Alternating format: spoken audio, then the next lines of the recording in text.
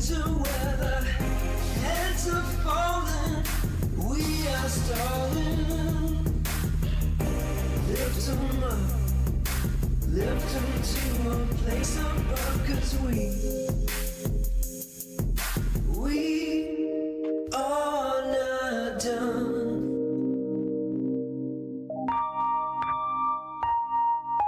We are not done.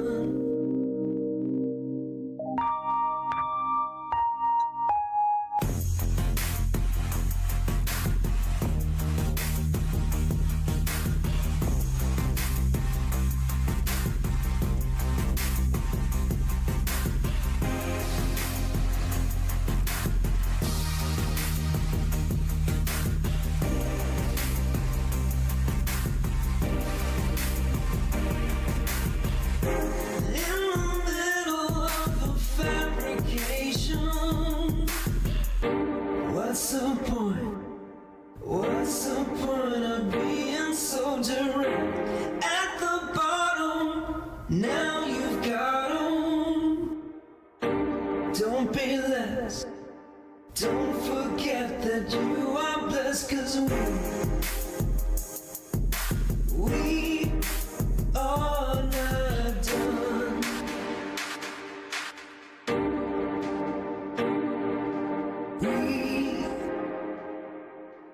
We are not done.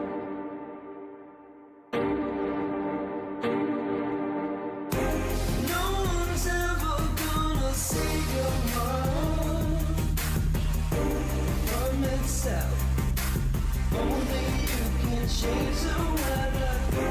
Heads are falling, we are stalling. Lift 'em up, lift 'em to a place above, 'cause we are not done.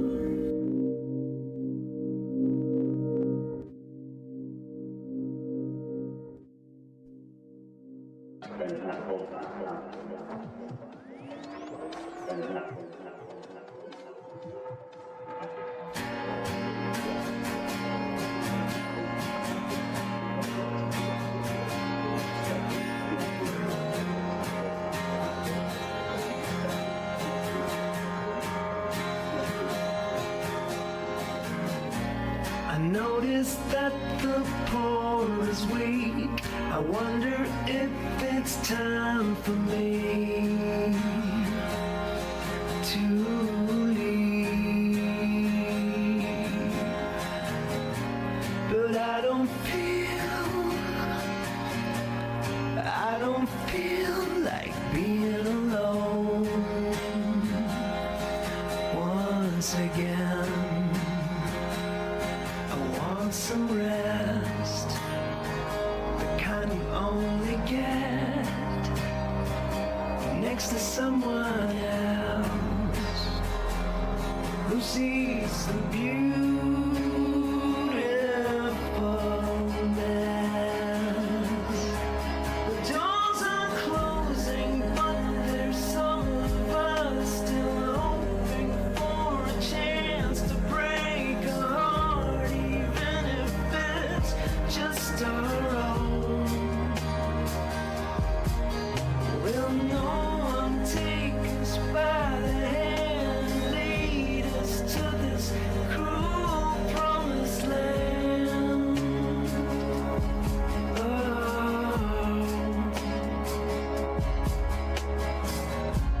I'd like to swim with pretty eyes, but I'm choking on my own disguise.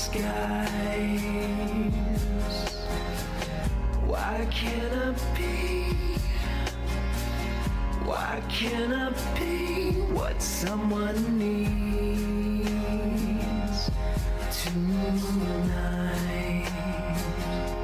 I want some rest, the kind you only get next to someone else who sees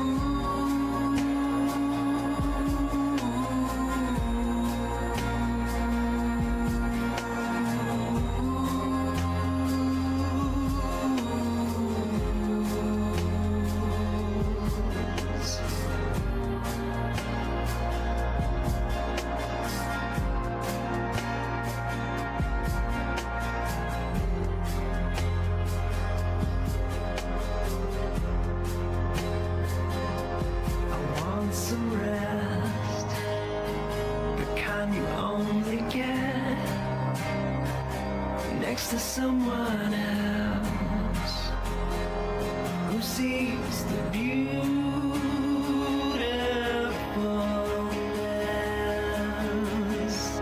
The doors are closing, but there's some of us still hoping for a chance to break a heart, even if it's just our own.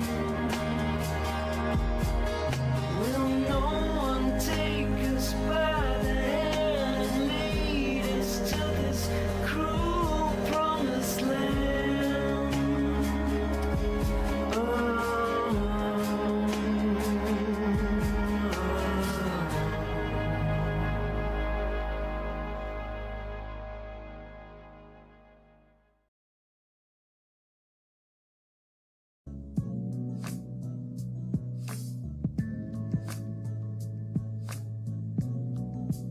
All right. Good morning, afternoon, or evening, wherever you might be in time and space. Kenny's here. I got a little bit of a frog in my throat. Good morning. Let me raise my coffee and a cheers to you. It's actually the afternoon, but the late night again last night. 1:05 in the afternoon here, broadcasting from Colorado Springs, Colorado. Just downrange from the mountain, Cheyenne Mountain, where NORAD is. You know where they keep the Stargate? Yeah, that place. But today we're talking about a different franchise altogether, Frank Herbert's DUNE franchise. And since I was a little kid, I was like, I don't know, maybe 11 years old, 9 to 11, somewhere in there. Perfect timing. Yeah, I stretched it out this time. So when I was a little kid, I read the first DUNE book. There's quite a few of them.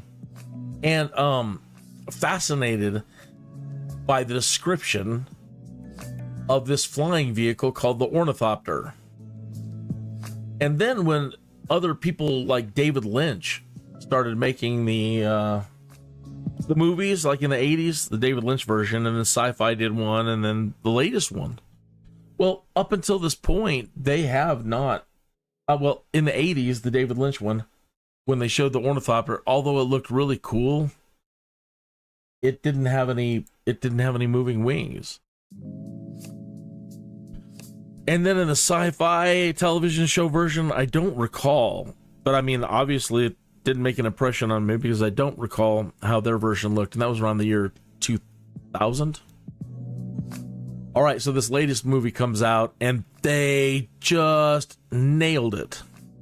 Not only that, now this is what they're telling us anyway, that this thing will fly in the real world. If they were to make one of these, it would work. That's what they're claiming, that they've developed an entirely new whatever the hell you want to call it, a whole new physics for flying with something like this, whatever. Either way, so they said, although it's simple, everybody's raving about it, it is a lot of fun. And as you see on the cover art, it said 0. That was an art snap when I first started. I've managed to get through all but one, the very last challenge down here. So today we're going to pick it up here, and we're going to go through the training again, which the first 3 take like 2 minutes at that, really. And then these are a bit longer. You should be able to get through everything in 1 hour about. If you aren't like me the first time through and just kept crashing. In the chat room, Henny, his screen name is Burger LOL, but in the real world, I shouldn't tell people your real name. Keep his identity a secret, like the Stig in Top Gear. So yeah, my Stig, my German Stig, he's in the chat room under the name Burger LOL. That's who I've been hanging out with and doing glider training. He's my instructor. And soon we're going to be getting into some dogfighting. And that is going to require DCS world. So after we get through this stuff today, we might take the Ornithopter out into the real world, and well, into the Microsoft Flight Simulator world, fly around Colorado or something. for a little bit. But then I want to get back to DCS World and run through the training over there again today. Yeah. The developers have said the same thing that we heard from the movie guys, is that this thing would fly.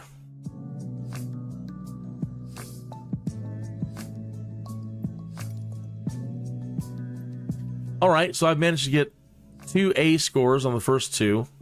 But B, nah, I'm still not that great with the landings, sticking the landings yet.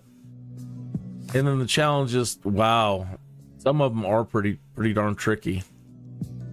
And the last one, again, I haven't beaten it yet. So let's pick it up here with the takeoff. And again, these take about a minute and a half, 2 minutes. So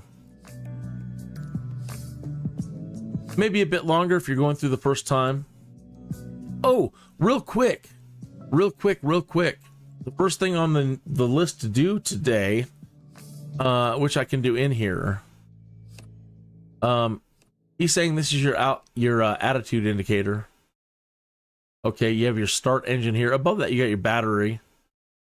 Wings fold open. Down here, you can press for your afterburner. This is a altitude indicator here in the middle of the screen. All right, then you have a glide mode, which you can put it into, and you can, so that's getting your wings folded, wings opening. Down here, you can fold them, and there's another mode that they list, but I don't believe the button is down here, and it's a glide mode. You just pause the flapping. You still have to re-engage the wings, so be aware of that. A lot of things when you first come in here are not mapped. They've set up a special ornithopter control for this vehicle. They've created a new control set, right? So all the buttons that you have assigned or are used to may not be working at all properly. They'll have them reassigned to all kinds of other things. So it took a while to go through and clean up some things and set things up a little bit the way I wanted. Active pause is not set. You may want to turn that one on. Also, with the pause, you're going to have to set turn off. You have to set both states. Do not use the escape key. That's already bound to... Escape is always bound to something. It's always a natural escape. But for pause, when you hit escape, you don't want to come back out here. All right, so you're going to set pause on and pause off. Your drone is probably all shot. So you're going to have to reset your drone up. And sometimes I get screwed up on the how they've set up the going to external view, but we'll get to that. Ornithopter, yeah. Okay, so let's get into it here. And then I'll tell you about the biggest problem people are having. It's during the racing ones. It's not during these training ones. But I wanted to get to it right away if you're tuning in just to find out about that. Okay. When you start one of the races, you'll get that 3, 2, 1, go on the screen. And then it won't go away. It stays smack in the center of your screen. And it makes it almost impossible to fly. I managed to, when Top Gun, the DLC first came out, I didn't know how to get rid of it, and I ended up doing all of my training missions and recording my live stream stuff, doing those, all with that go screen still stuck up, and I still managed to beat them all. Okay. So how to get rid of it? Welcome to Arrakis. We'll get right after he talks. This extreme environment requires pilots to master specific maneuvers. Today, you'll learn the fundamentals of the aircraft and how to take off. Wing management is critical to flight operations. Begin by unfolding them. Okay, and we will do that. Okay, you might be noticing today I don't have the music on. Let me set a break for a second. Let this be a... Jesus. The first step is unfolding. One of those days. Hold on one moment. Hello, gotta go. All right, bye. Bye-bye. Okay. Let this be a warning to you video streamers and video makers and live streamers. The music is from the movie, the motion picture, or motion pictures, plural. Okay. So, I didn't think about that. I didn't really care. but the last two live streams are ineligible for monetization because they include the copyrighted soundtrack music by Hans Zimmer. Okay. That's the first thing out of the way. The second thing is you're going to get that big go screen stuck in the middle of your screen. You need to go to general options. It's super fast, easy. Go to accessibility, and it's the only one with an animation title, and it is menu animations right here. Menu animations. So that's what it is. It's a menu. Well, they've created it as a menu of some kind. But either way, it goes 3, 2, 1, go. Right? And it's stuck on the screen. So it's going to be in a default off probably. And that's what's causing it to just stay there. It runs the animation and then it just stays resident. So you need to turn it on.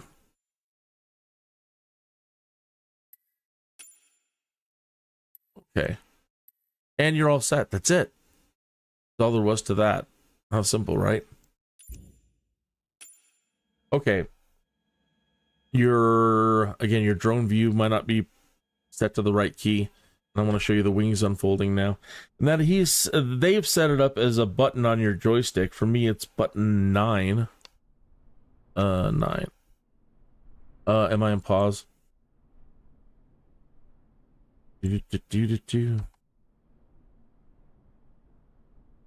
Nope. Something is toggled. Oh, duh. Okay, button 9. Look to the sides so you can see the wings unfolding.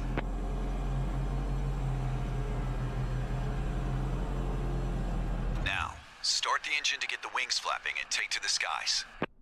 Okay. So, the battery here, I guess it was on, right? There it is. It's off. Now, start the engine.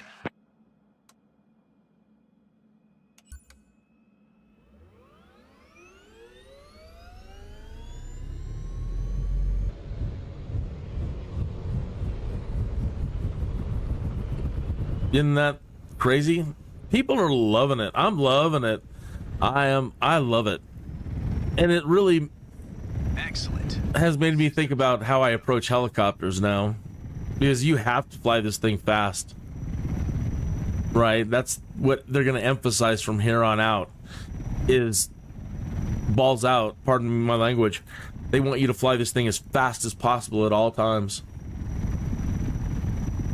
It's, yeah, Dragonfly.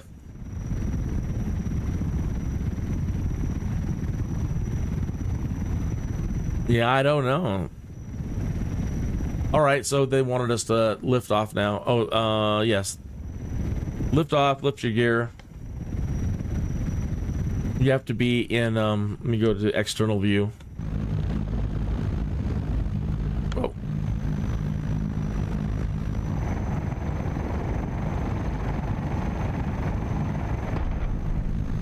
Uh-oh. Yeah. If anybody can screw up right off the start, it's me. I was trying to get to see, that was what I was going to say is one of my views is not right. And it goes to this default view on the back. Normally you have two external modes. You have your external mode 1, which is you can still see your HUD basically, and you can still control the plane from that external view. Then there's drone mode. In drone mode, all you can do is be an observer. You, no matter what you do, move the joystick around, the plane doesn't move. It's best used when you're an autopilot. All right, this is the view right here. This is external view, but in this view, it's pretty much worthless. Welcome to Arrakis. Flying the Ornithopter in this extreme environment requires pilots to master specific So maneuvers. that's the view you're supposed to get. Learn the fundamentals of the aircraft and how to take off. But sometimes, Management is critical to flight operations. Begin by unfolding them. Look to the sides so you can see the wings unfolding.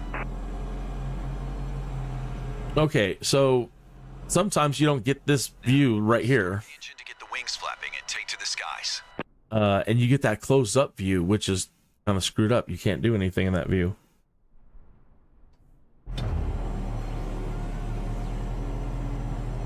Start the engine. And from out here, that'd be a shift enter. Oh, I folded them up again.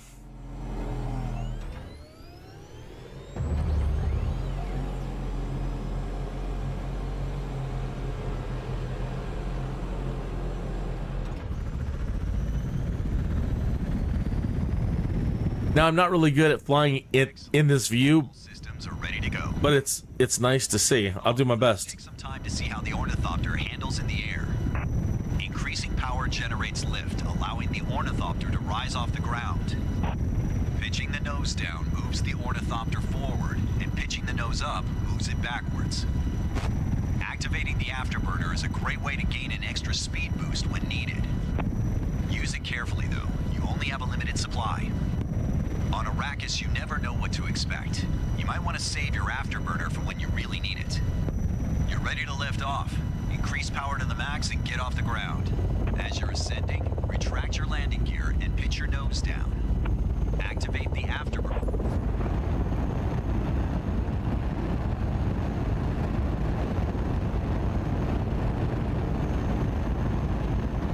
Remember what you've learned anytime you need to pull off a fast takeoff on Arrakis. Congratulations, that was a smooth takeoff. So that's all there is to that one.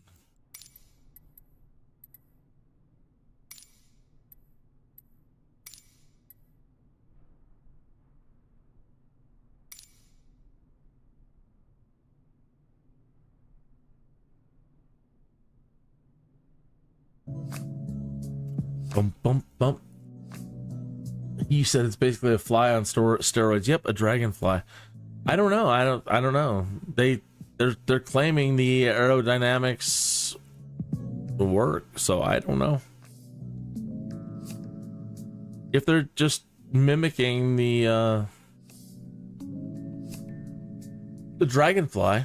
Anyway, dive mode, introduction flight. So we're doing our diving now. What blew my mind right off the bat with this one was the responsiveness.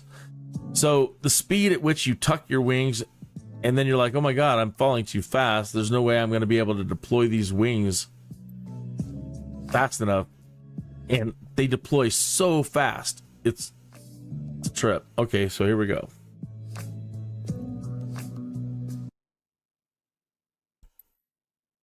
You've proven you can handle the basics, but to be among the fastest pilots on Arrakis, you need to master the dive. Diving trades altitude for speeds that would be impossible to reach in standard flight. When you reach the dive point, fold the wings to dive. As you approach the ground, on my mark, unfold the wings, then get back to level flight. Reach the edge of the cliff up ahead.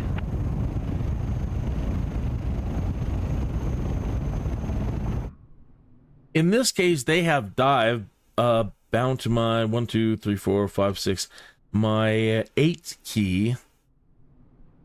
And then they have the get the wings going again button in button 4.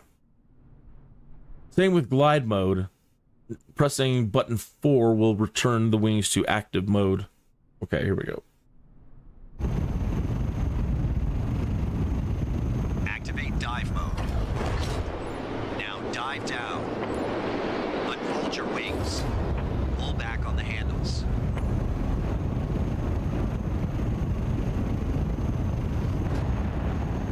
That was spot on. Okay, now keep flying low.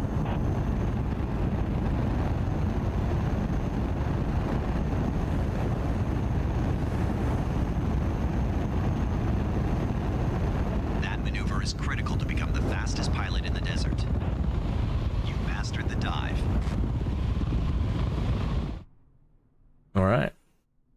Pretty simple, eh?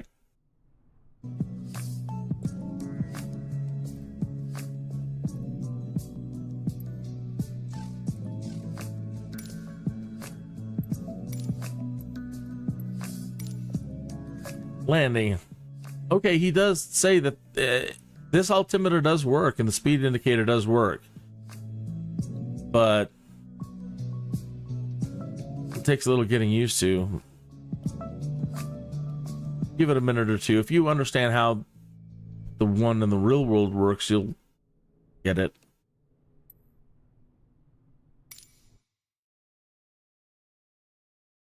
But I don't think you're going to be having that much time to concentrate on things like that. You're going to need to be really focused. You've proven you can take off with an ornithopter. Now let's practice landing. We'll begin by maintaining an altitude of 1,300 feet. To land, use your wing brake to quickly reduce your speed and stabilize your aircraft. They have it set up default as the J key on your keyboard. Faster speeds require longer braking distances. Anticipation is essential to avoid overshooting the landing pad. Now deploy the landing gear.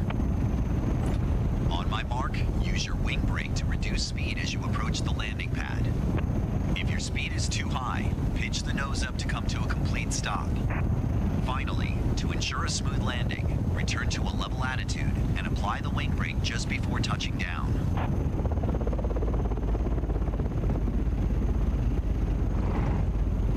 Now use the wing brake.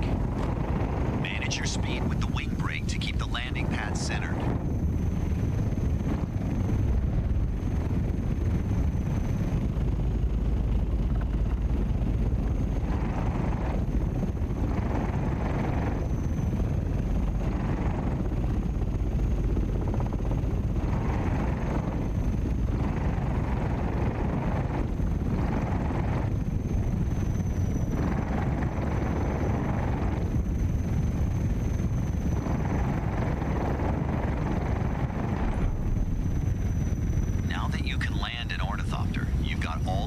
To fly on Arrakis.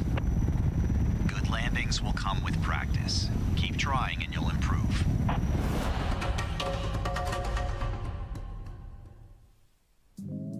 Right?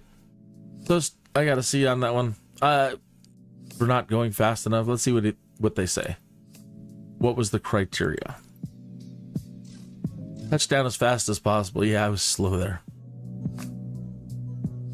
Let's try a faster one. We'll do that one more time. But there's going to be plenty of landings ahead, but we get another practice in.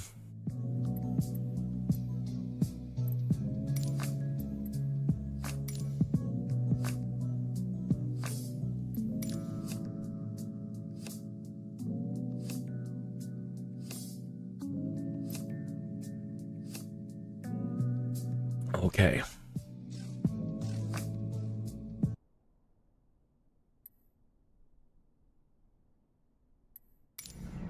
You've proven you can take off with an ornithopter. Now let's practice landing one. We'll begin by maintaining an altitude of 1,300 feet. To land, use your wing brake to quickly reduce your speed and stabilize your aircraft. Faster speeds require longer braking distances. Anticipation is essential to avoid overshooting the landing pad. Now deploy the landing gear. On my mark, use your wing brake to reduce speed as you approach the landing pad. If your speed is too high, pitch the nose up to come to a complete stop. Finally, to ensure a smooth landing, return to a level attitude and apply the wing brake just before touching down. Whoops. Now use the wing brake. Manage your speed with the wing brake to keep the landing pad centered.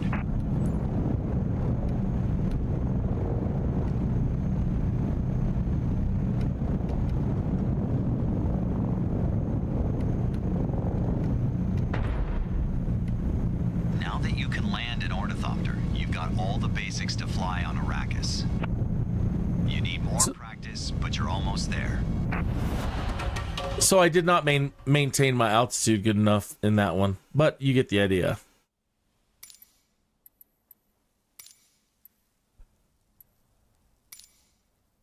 First challenge, desert run.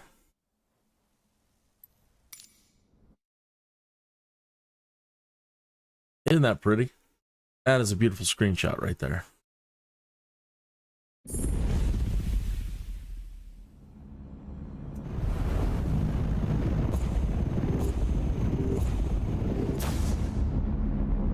The minor erg offers wide spaces and a limited number of obstacles. Focus on practicing your touch and goes.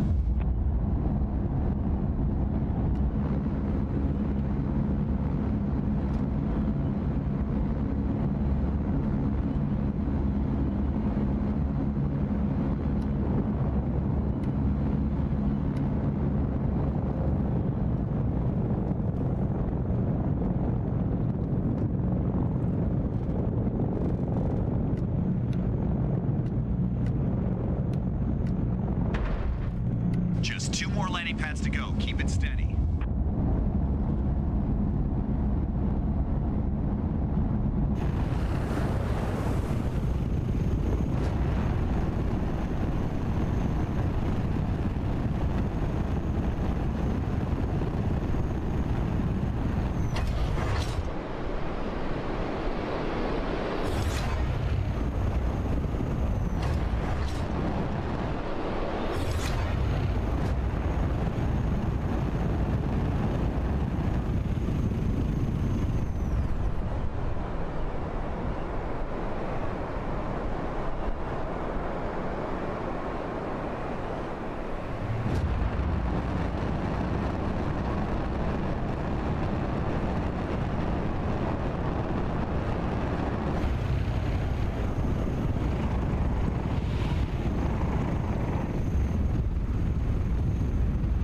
Ah, dang it.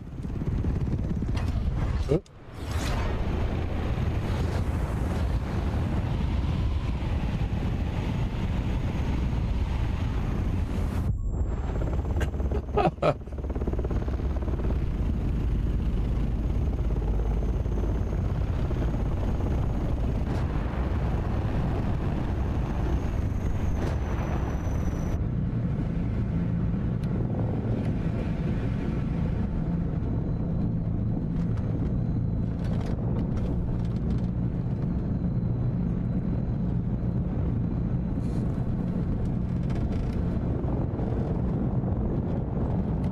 Whoop.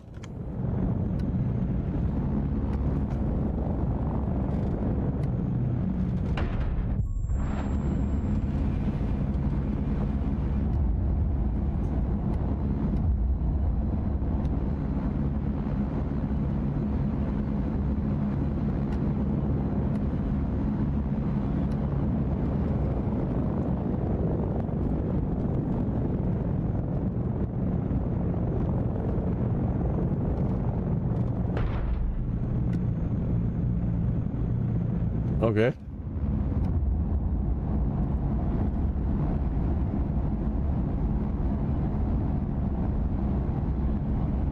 Yes. Yes, this is a free add-on, just like Maverick. A free DLC, yeah.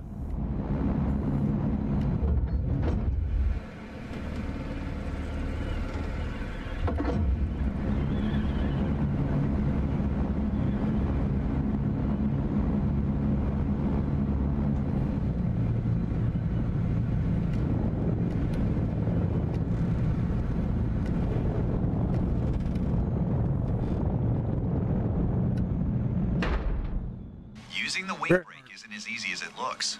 You'll need a bit more practice to get it just right. Do I lose my A or do I still get my A? I hope they don't take my A away from me and give me a C. Let's see. Yeah, they did. All right, the next one, Race to Arakeen. Or maybe I'm just high. Speaking of, forgive me, I shouldn't mention that.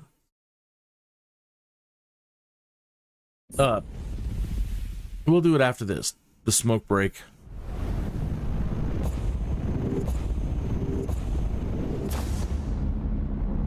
Cross the Imperial Basin and its rock formations to reach the city of Arakeen.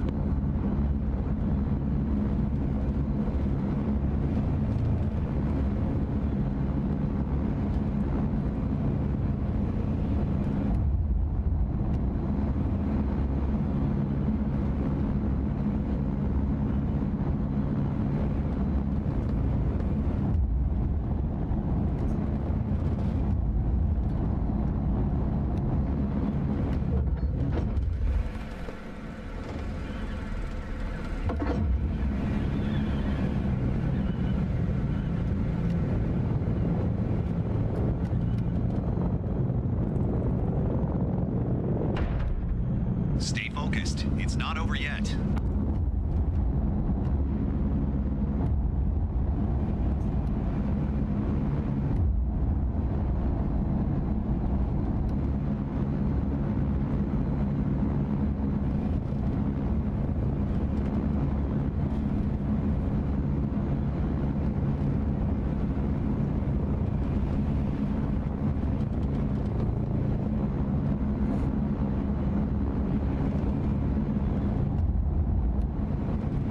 The hell is that? Whoa.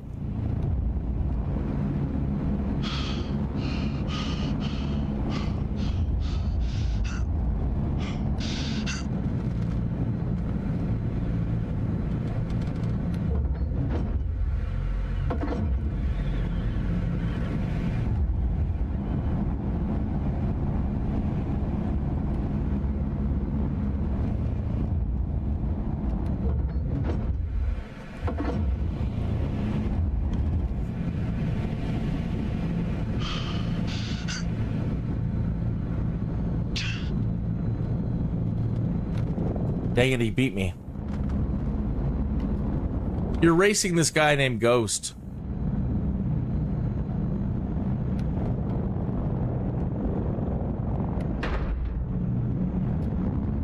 Oh, I didn't get credit for it.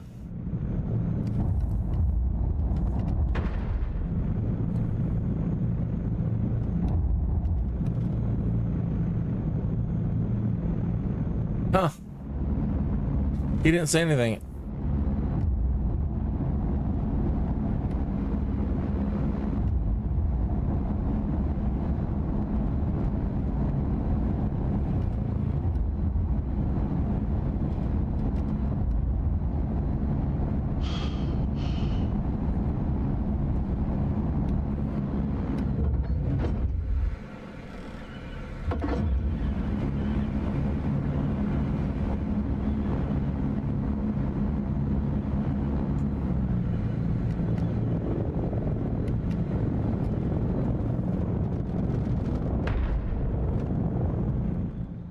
Not the smoothest flying I've seen. More practice will help you refine your skills. Yep. At least I'm consistent. That's what I was saying last night.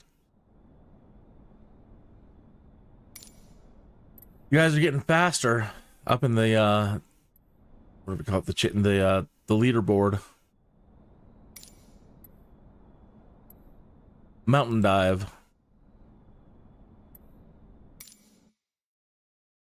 Oh, I said I would do the smoke break after this, so we'll get it set up here. Bumpa bumpa ba bumpa ba.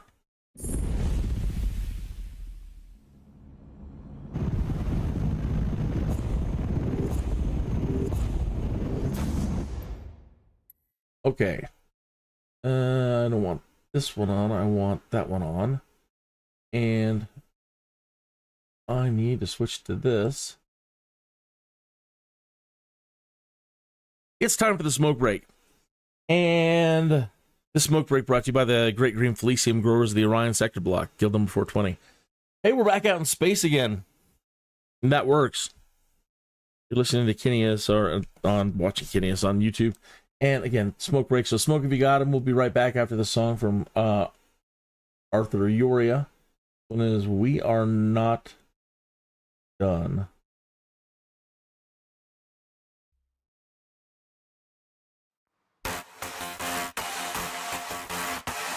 And we are not done.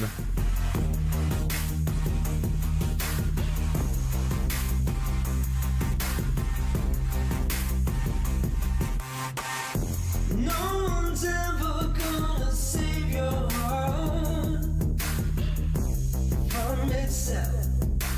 Only you can change the weather. Heads are falling, we are stalling. Lift them up, lift them to a place above, 'cause we are not done.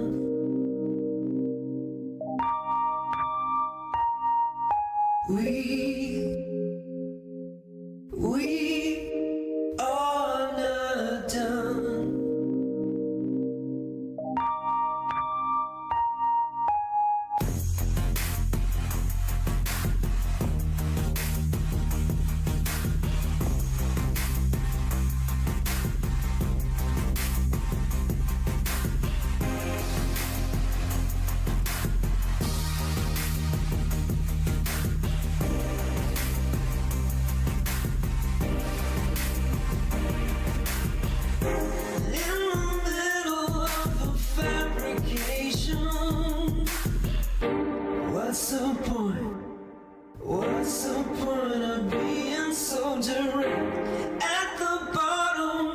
Now you've got 'em. Don't be less. Don't forget that you are blessed, 'cause we are not done.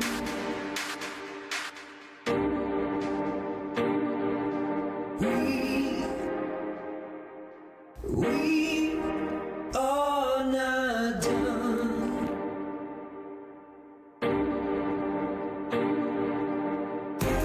No one's ever gonna save your heart from itself. Only you can change the weather. Heads are falling, we are starting.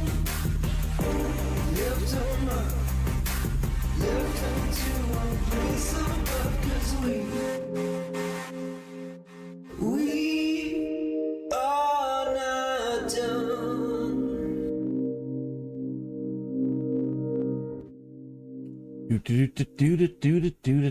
We are not done with the training and challenges.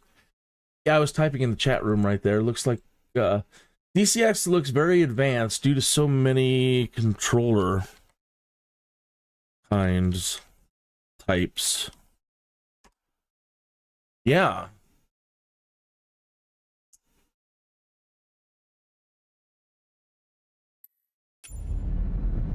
Ahead of you lies the Great Flat, a vast sea of dunes covering most of Arrakis.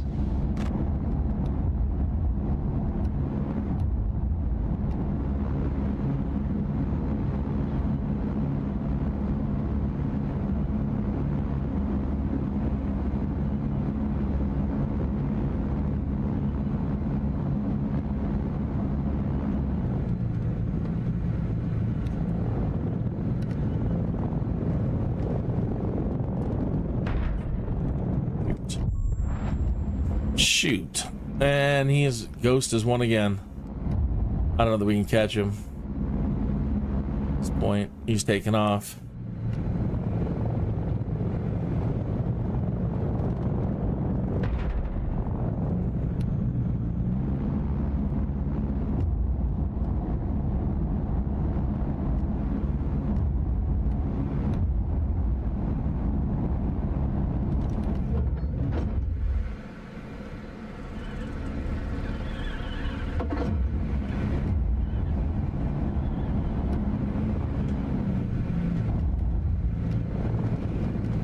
Dang it. Didn't anticipate it.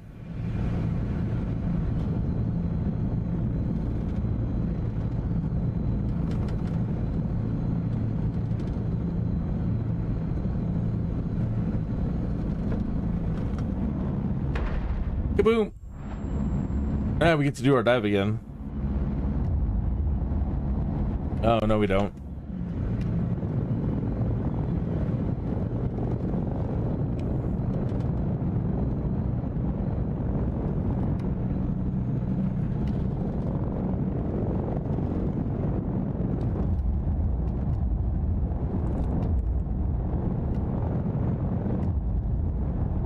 Well, that's one way to use your afterburners.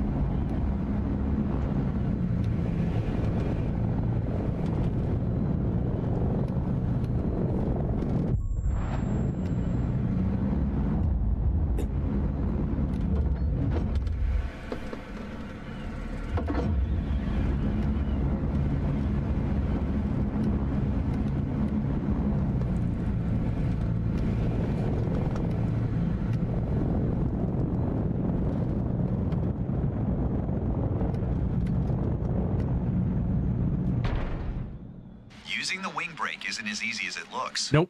You'll need a bit more practice to get it just right. Oh, crap.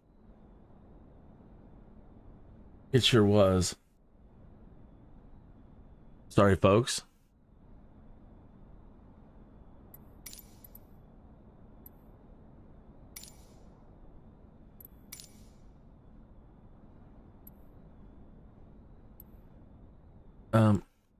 Oop, and I'm in the wrong thing. That too. Those smoke breaks.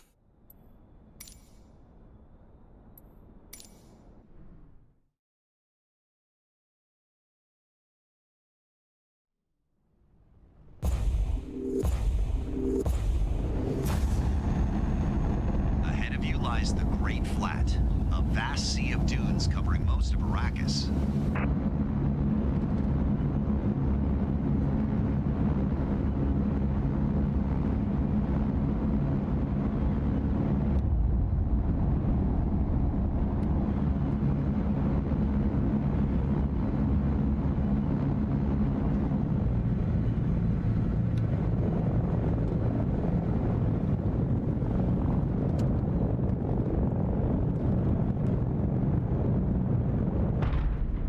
Keep going, and remember your training.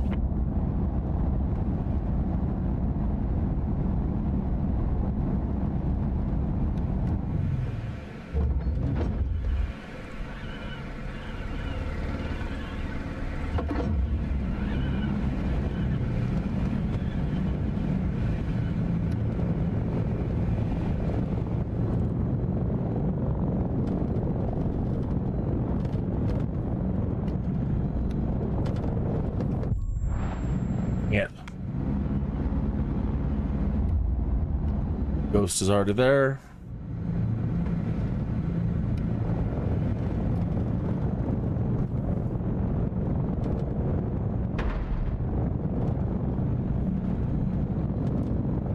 Oh man. Too fast.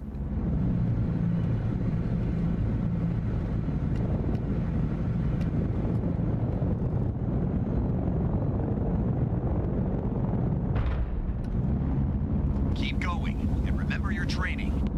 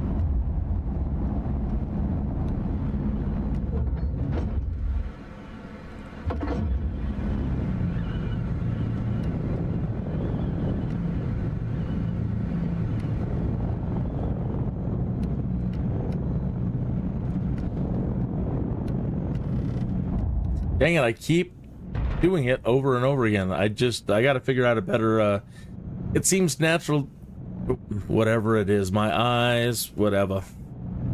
Crash already.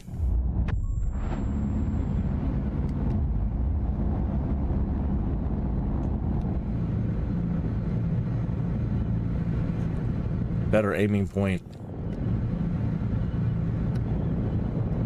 Kind of like with landing an airplane, you know, don't keep your eye on where you're going, keep your eye on downrange, the end of the runway. Maybe that's the key to that one. Not the smoothest flying I've seen. More practice will help you refine your skills. So I'm looking at the leading edge. Okay, so you see the top of the disc as we come into land. So I guess my eye focus has been kind of on the leading edge of the disc and towards the center, rather than on the center to the other side of the disc. So I'll be thinking about that.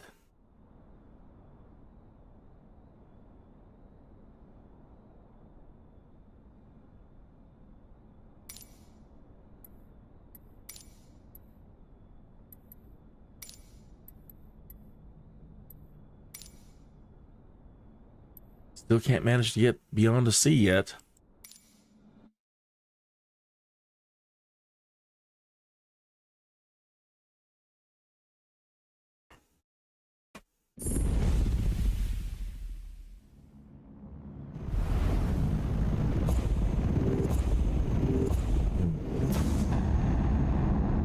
Along the false wall east lies a sinuous canyon which offers very little space to maneuver. Be careful with your afterburner there.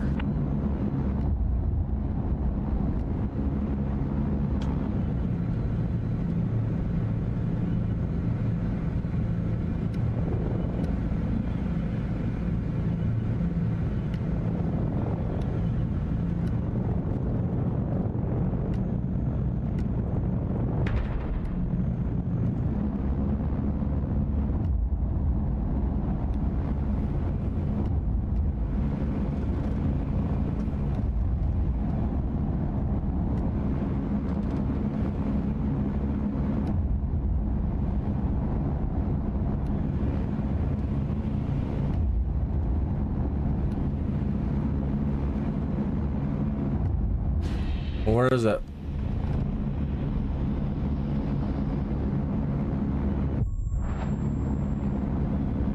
All right, we'll stick down here.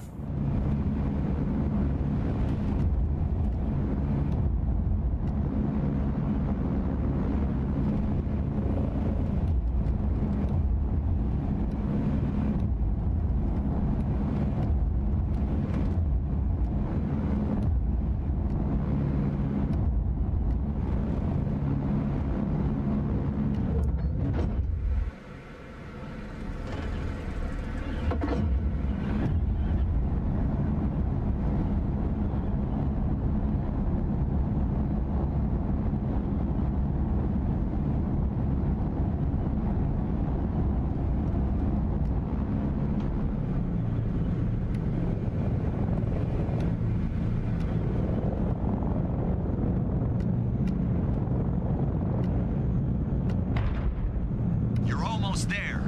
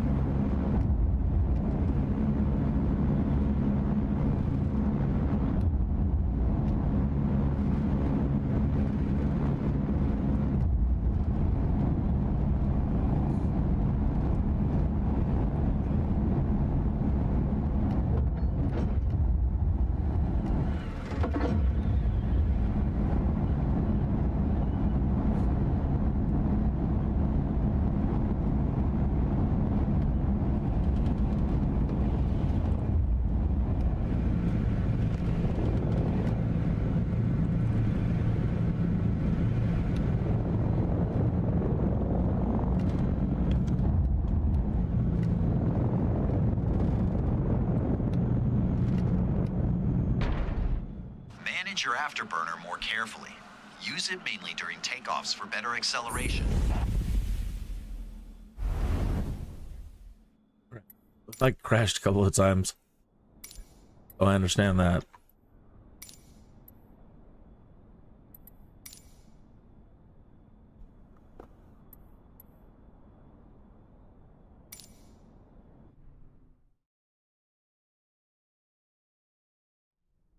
Cough, cough, cough. Oh. At the end of the canyon stands Hole in the Rock, a distinctive rock formation revered by the Fremen.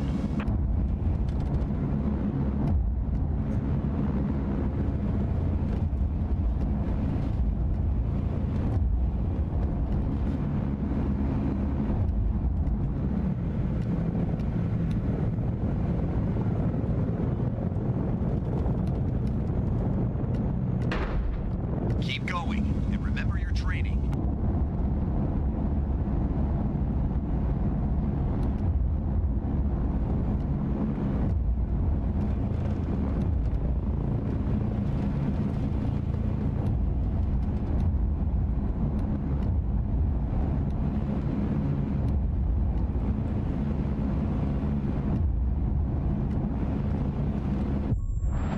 Wait, this is the same one.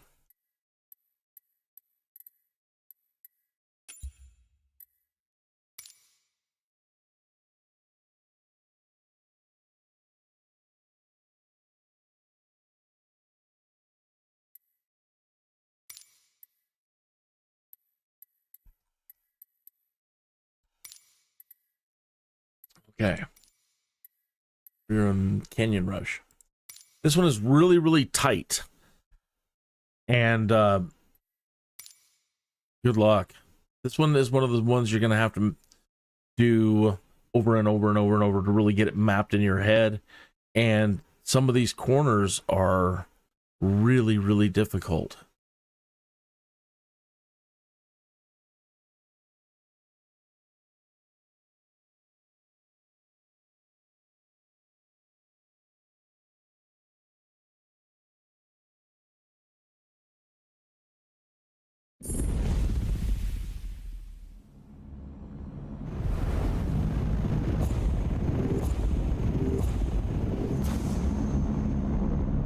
Navigating inside the Red Chasm's narrow caves is the ultimate challenge for any ornithopter pilot. Pay special attention to your speed here.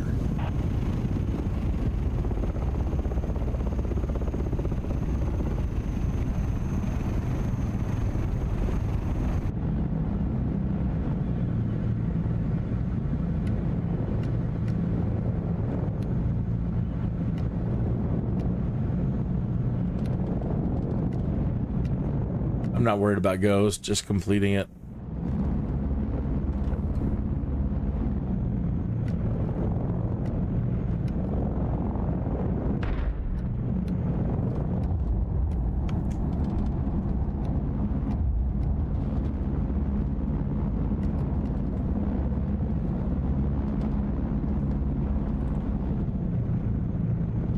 Can you believe it?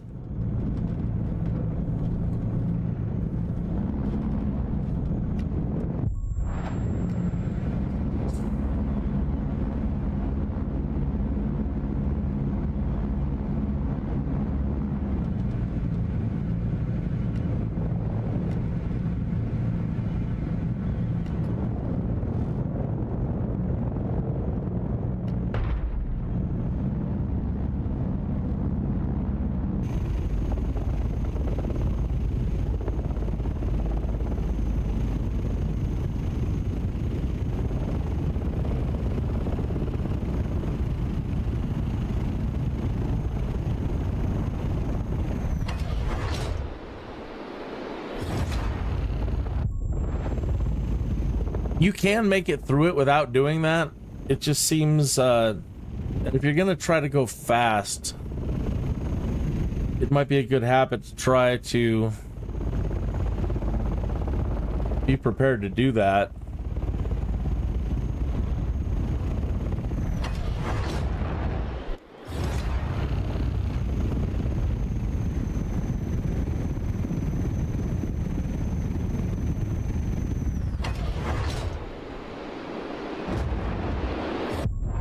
Whoops.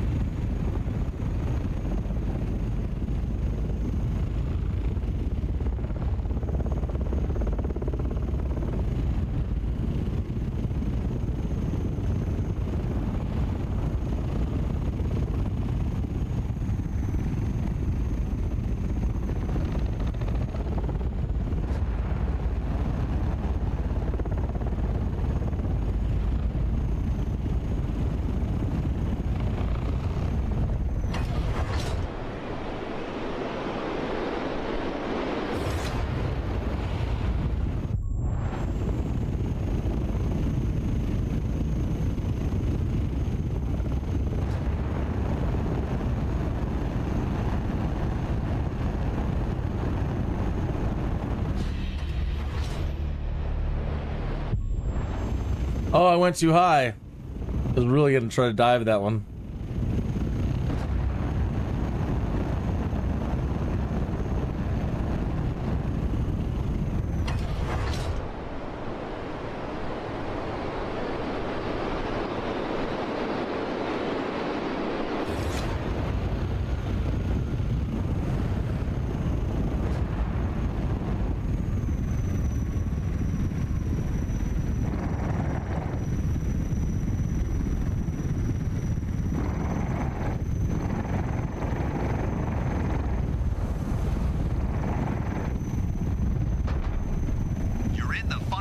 much.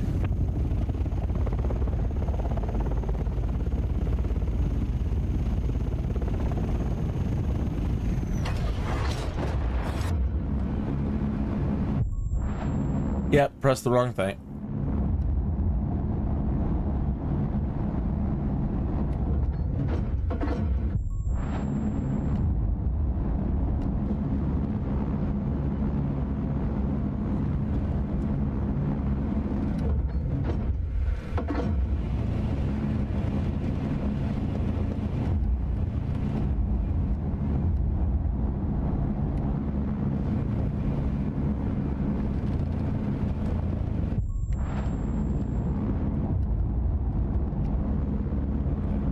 Easy.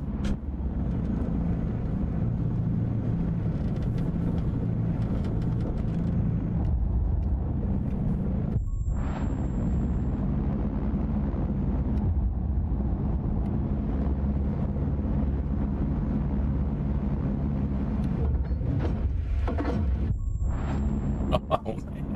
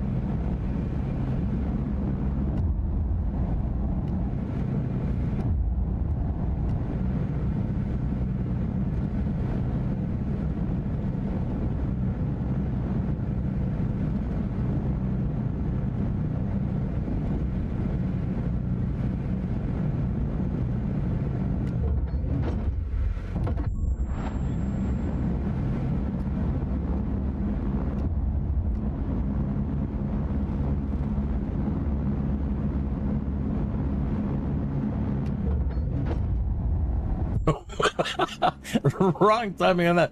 I'm trying to get the wings folded back and then punch it and have it shoot me through at the roof.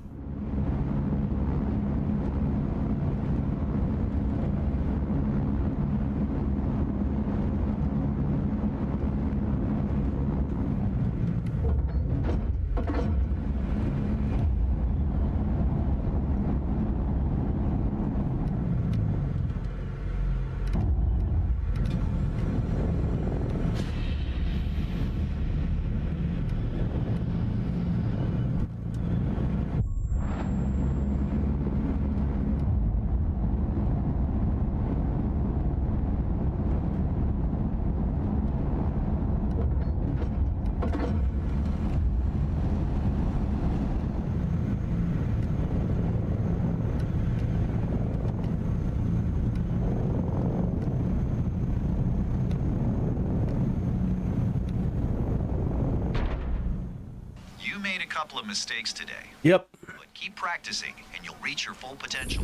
It would be nice to be able to do that one. That seems how you can do it a lot faster if you can practice those gates and being quick on moving your wings back and forth. All right, this is the one I haven't been able to beat yet. Maybe the third time is a charm. Knowing me, I wouldn't put money on it. Okay, 6 minutes after the hour.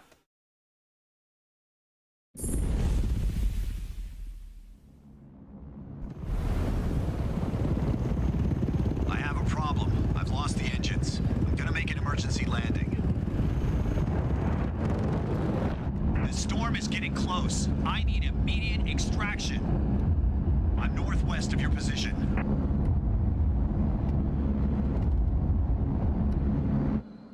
Okay. When you're in there, you're like, well, what direction is what? What? And, if this is north, this is northwest. Okay. So the compass is still northeast, southwest. Okay, so 280. He's over here. I played that. I guessed on that one after looking at this and made the right decision. So, yep.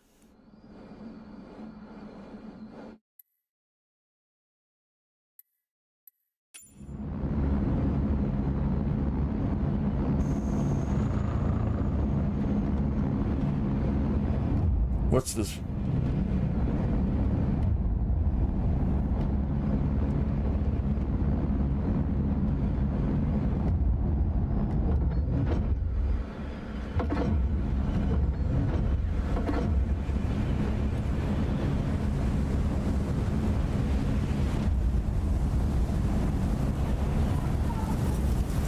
No, the active paused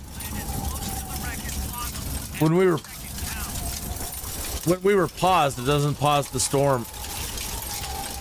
We're dead. So that's new. So, well, it's not new. I should have known that. Pausing it does not. So me to talk to you about all that didn't pause the storm. Yeah. Third time wasn't a charm.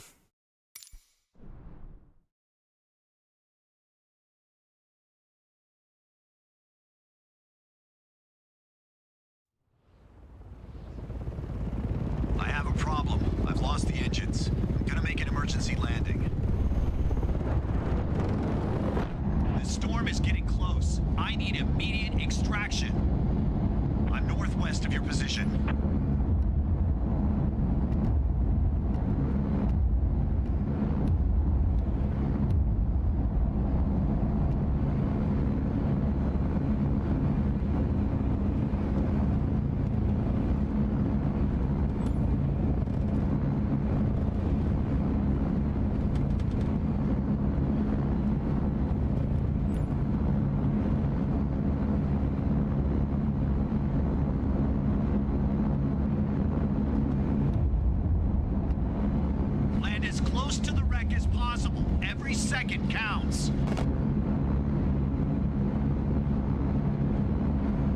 Lost him.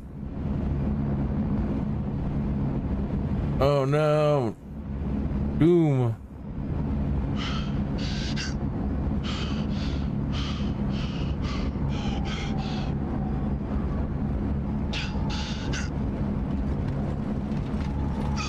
Oh well. Oh well.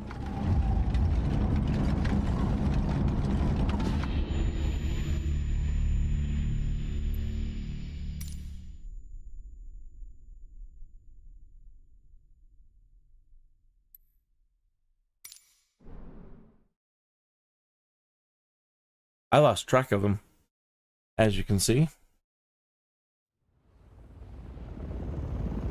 I have a problem. I've lost the engines. I'm gonna make an emergency landing. The storm is getting close. I need immediate extraction. I'm northwest of your position.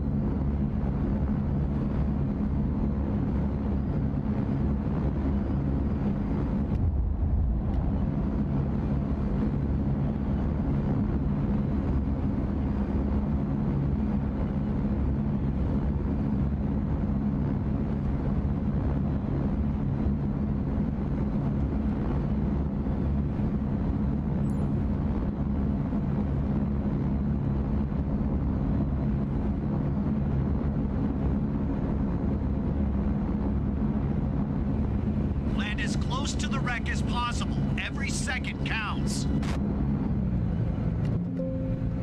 Oh no, I'm out of the window. All right, here's another thing. I don't know how, but I clicked out of my window. My mouse went outside the window and I clicked, I guess. So when I was coming in, my J key then didn't respond. All right, one more time. If not, save it for another time.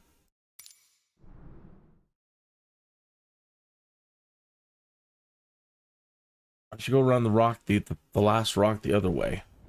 That would probably line us up better. Problem. I've lost the engines. I'm gonna make an emergency landing. Trying to be sparing on my Storm is getting afterburner. close. I need immediate extraction. I'm northwest of your position.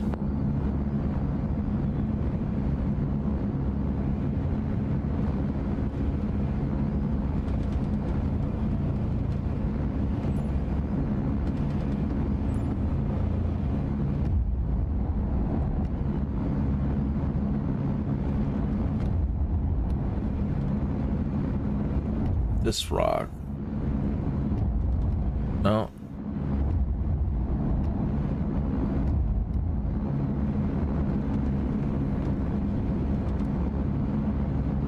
Yep. As close to the wreck as possible. Every second counts.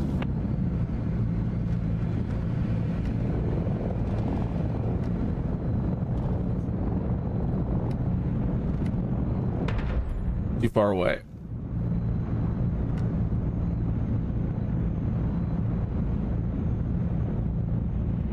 He's like, you schmuck. I'm in. Our best chance is the botanical station. It's on the other side of these mountains. Let's move. The storm is closing in on us.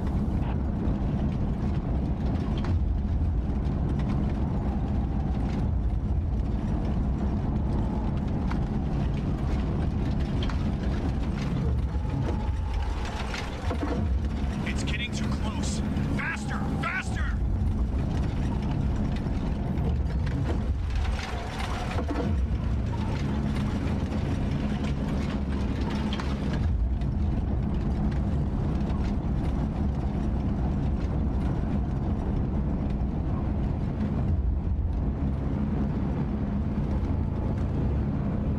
Move! Move!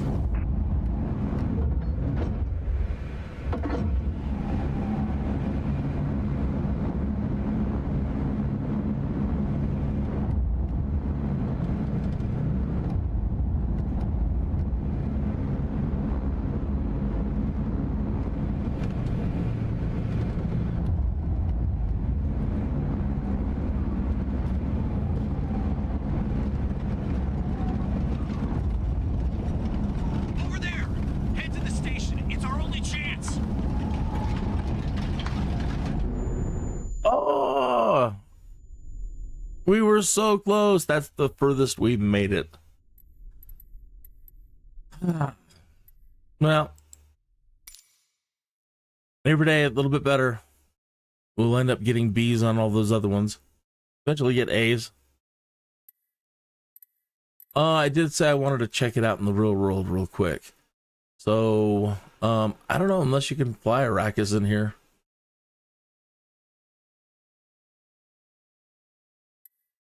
No.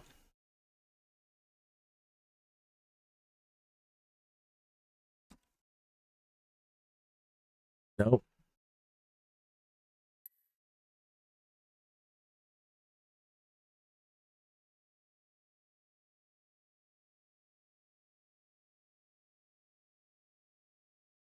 Huh.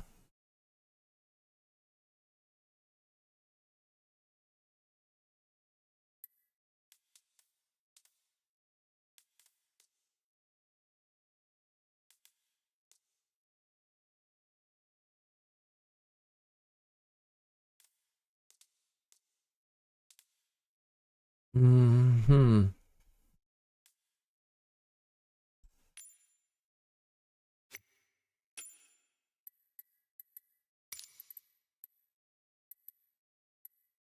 So I'll be spawning in Denver. We'll do that's near my home, but it's got some tall buildings.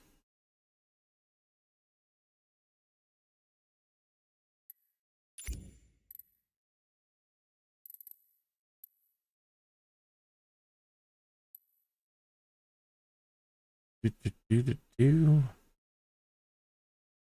down here.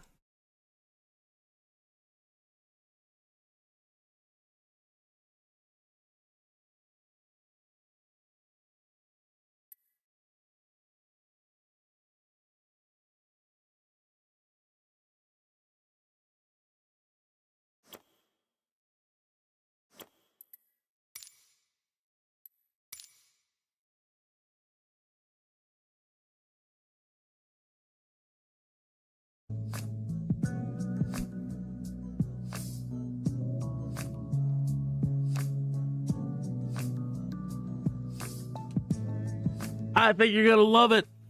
I think you're gonna absolutely love the Ornithopter. Love it, love it, love it. I saw somebody already out there doing videos like super high dives.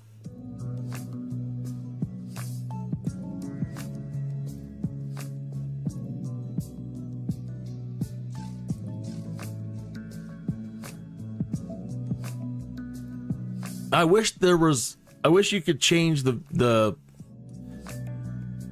increase the afterburner. It doesn't feel it. It doesn't feel like you get that much of a boost. But I don't have a speed. There's a speed indicator, but maybe I can bring it out. All right, well, we'll do that another time. Denver approach Ornithopter Hotel Bravo Echo Bravo is type 1 2 miles southeast of Jeffco 1 0,200 feet. Request clearance to transition Bravo airspace. Ornithopter Hotel Bravo Echo Bravo Denver approach. Squawk 2431. Squawk 2431 Ornithopter Hotel Bravo Echo Bravo. Ornithopter Hotel Bravo. Whoa. Bravo radar contact 1 2 miles southeast of Jeffco 5,700 feet. Cleared through the Bravo airspace. Cleared through the Bravo airspace Ornithopter Hotel Bravo Echo Bravo.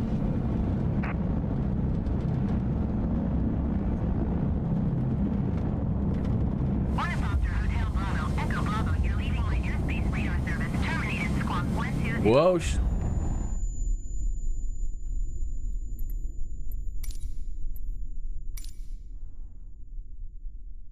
If you watch me, that only recently since Hans and Henning have been showing up. I mean, my friends that I've been like doing acrobatics and aerobatics. It's usually I'm not. I'm just carrying around cargo, you know.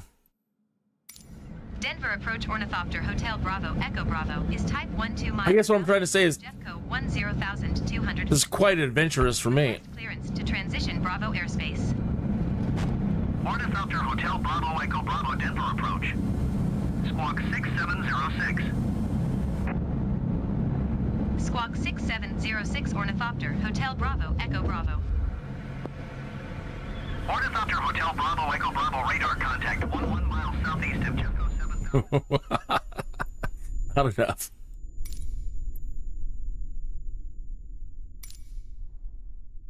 Something we didn't really have any time to play with in the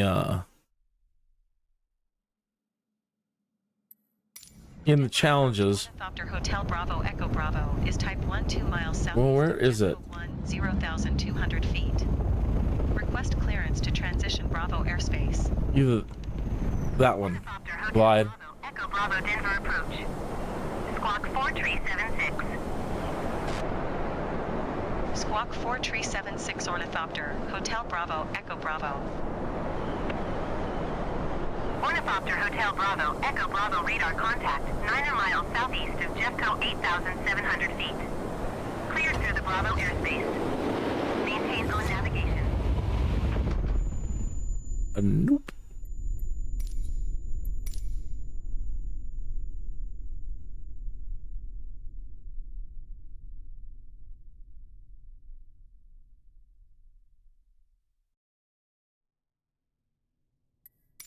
Denver approach Ornithopter Hotel Bravo Echo Bravo is type 1 2 miles southeast of Jeffco 1 0,200 feet. Request clearance to transition Bravo airspace. You're hauling. I didn't catch the reading on the altimeter there, but man, we picked up speed. Keep your eye in the lower left-hand corner at the speed we're picking up. Pardon.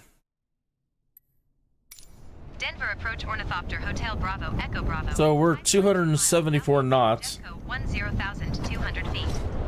Request clearance to transition Bravo airspace. 3. Ornithopter Hotel Bravo Echo Bravo Denver approach. Squawk 0. And I lost it right there. I wasn't able to see the final speed.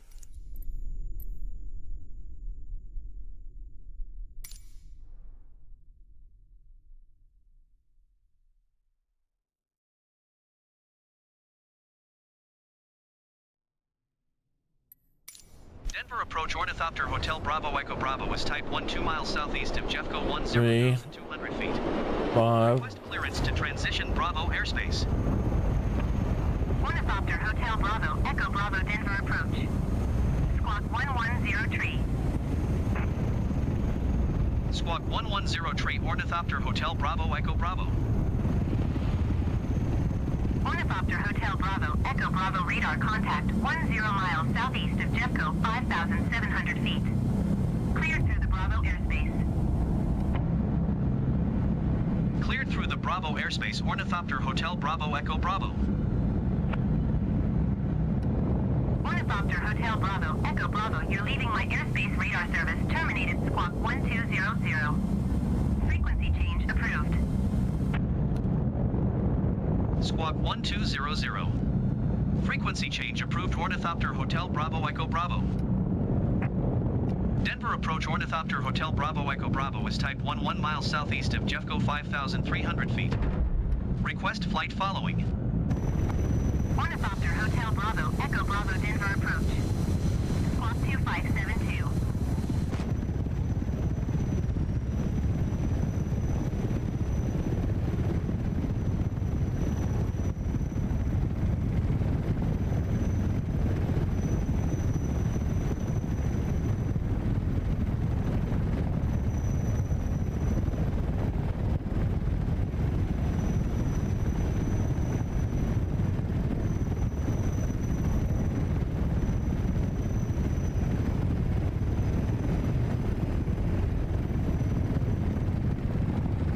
All right. I wish I had a better graphics card that could maybe just for a moment see what happens when I switch the buildings up. I don't know if we'll get any boost out of this or not, but we'll try. Boost that all the way up, and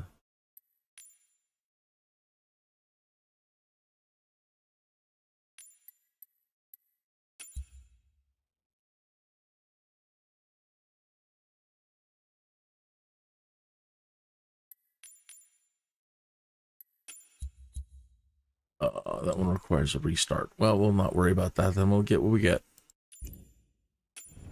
Nah, it doesn't look that much better. All right. Control Alt, print screen. 24 minutes after the hour, so we're into the smoke break. Let me post this on Twitter.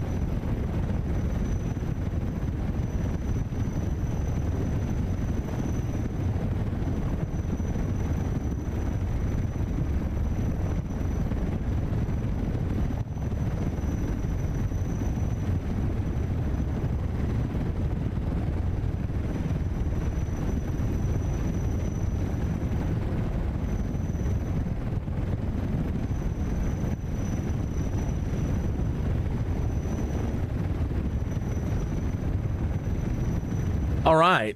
I love it. I love it. I love it. The DUNE Ornithopter at Broncos Stadium, Denver, Colorado.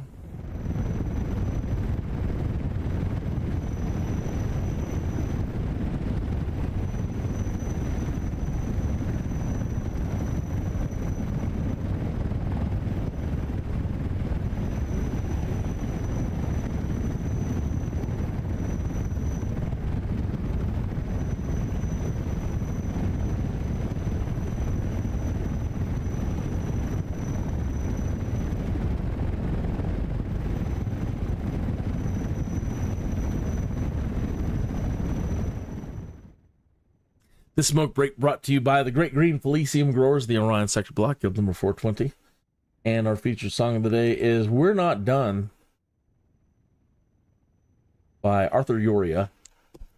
Papa Pass.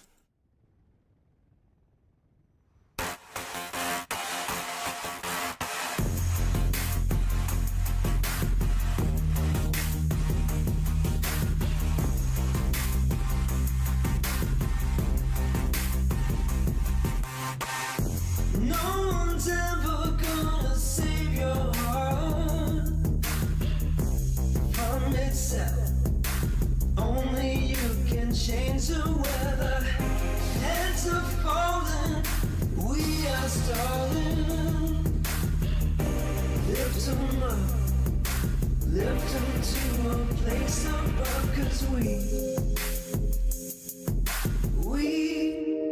are not done.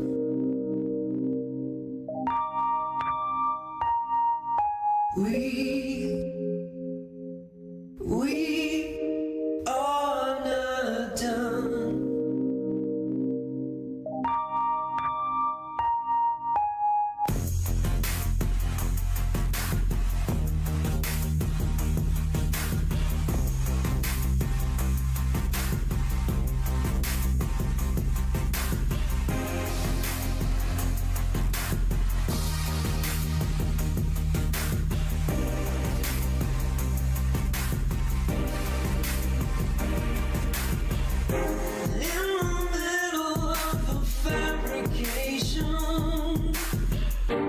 What's the point? What's the point of being so direct? At the bottom, now you've got 'em. Don't be less.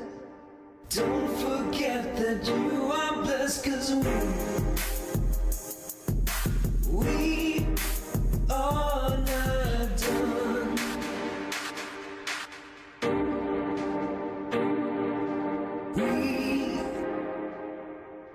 We are not done.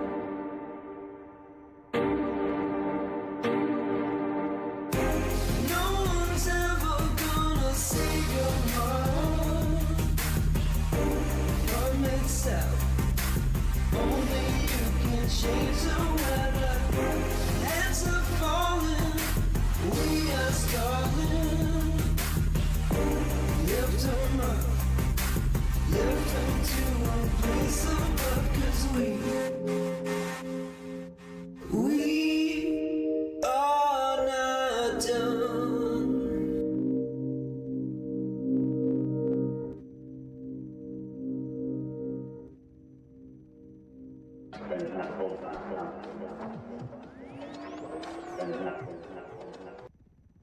All right. We are not done.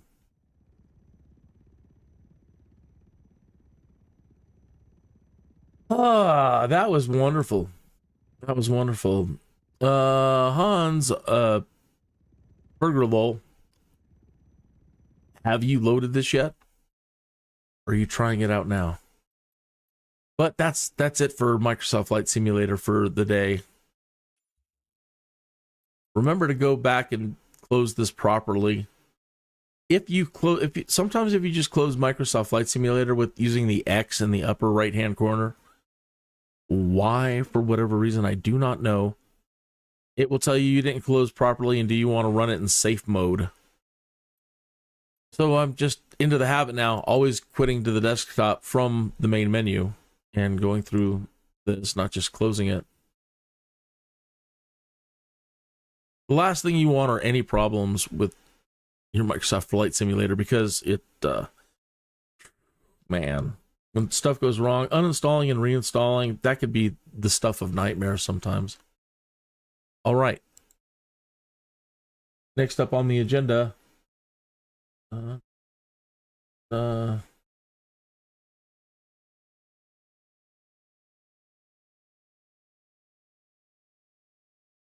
is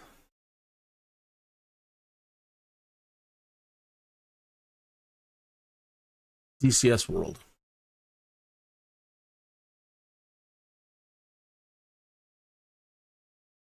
And it says it is starting. And it is starting. Okay.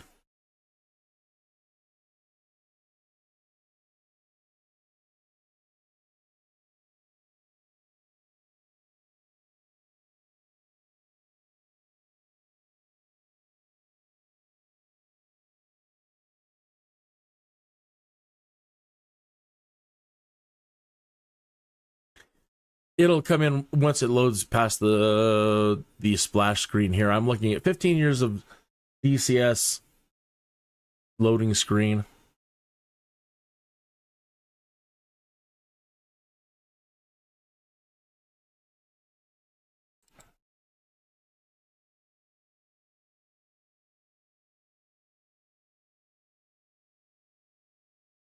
Come on, baby. Why are you taking your sweet time? I hope nothing's wrong with the servers. If they are making changes over there, or anything is up with their servers, it may not start. But I still have an hourglass, and okay, it's coming in now. Beginning transmission. Come in, Mother Russia. I think that somebody told me this was made by a Russian company. And if that is true, and this is all just rumor at the moment in my head. If it is, that's even more reason why I don't want to support it. I don't want to support DCS World. I want Microsoft to create the combat.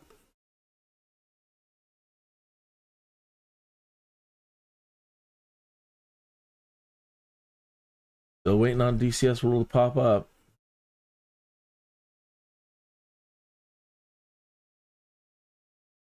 It's popped up, but now it's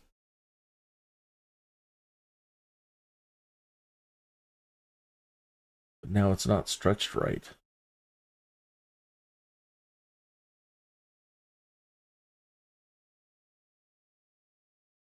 Better.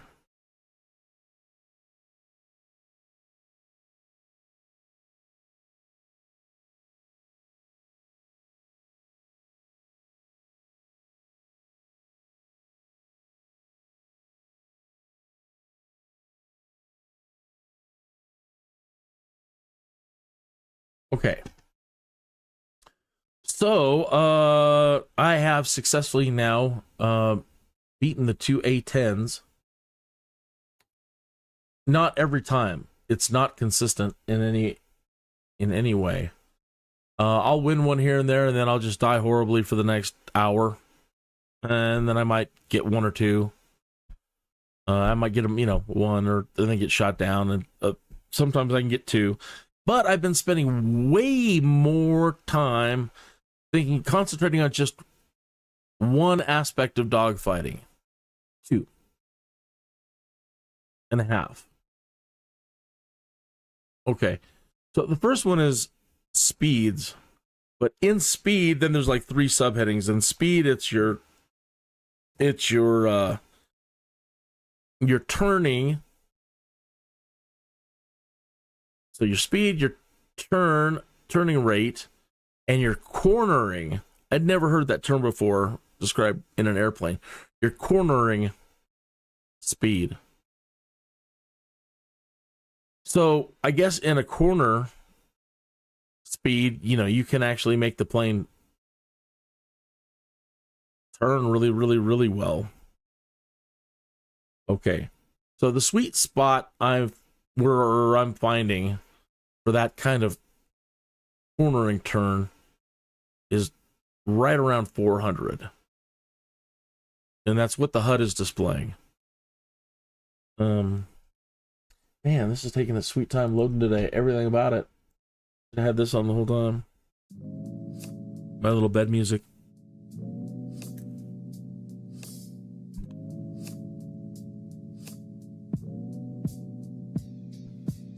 The bed music is Hee-Ho or Hi-O, Heo by Heo Ypsilano. I believe that is the track name by Arthur Yoria.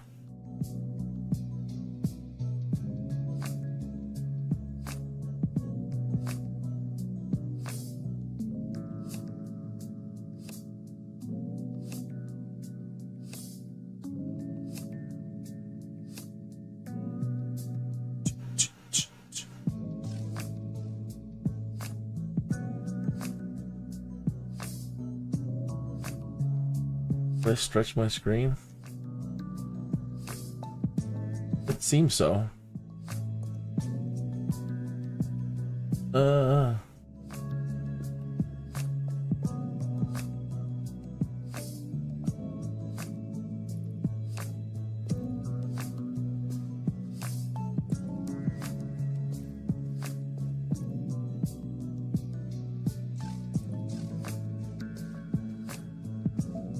Sorry, I'm always looking out for some sort of technical problem.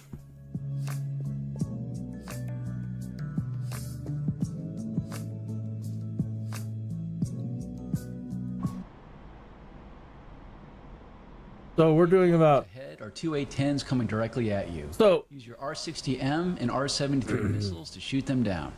Press escape and then select briefing to view a list of useful key commands.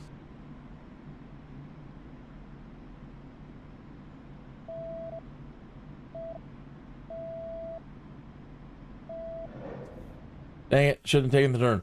I was too busy trying to get my crap together, so we're doing 470 knots, which is not ideal for a turn. We can still turn pretty well, and again, they said don't use a whole lot of rudder. You don't want to give up energy. It's all about energy, they said, everything. Fuel 1500. There's 400. Let me crank the thing back up here. So now with the flaps, this is my, I guess, the best cornering turn speed, right around 400. I don't see them. They're probably already behind me.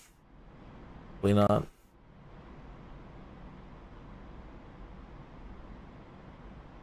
Up and I'm below zero. I've been bleeding energy.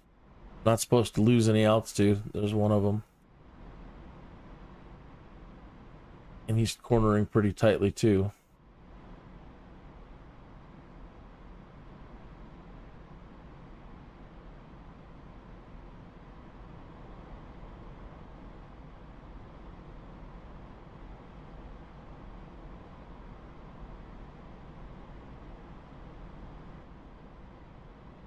There's one.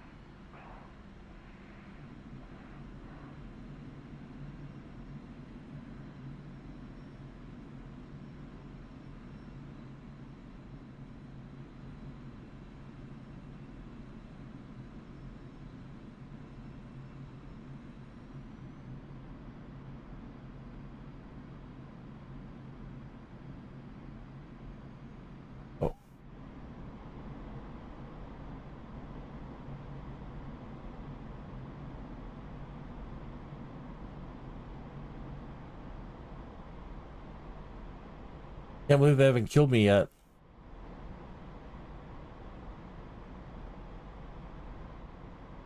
You guys are pretty ruthless. And giving up altitude. Shouldn't be.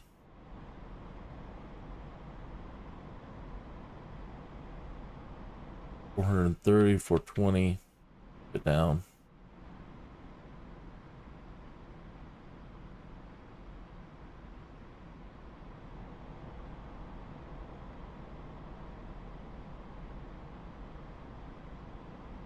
Man, now I don't see them at all. And I know that they're out there.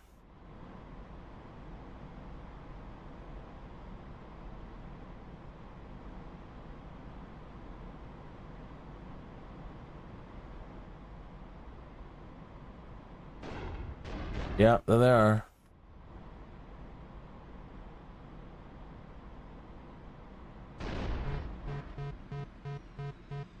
They're done. Yeah, I'm surprised they didn't take me out sooner.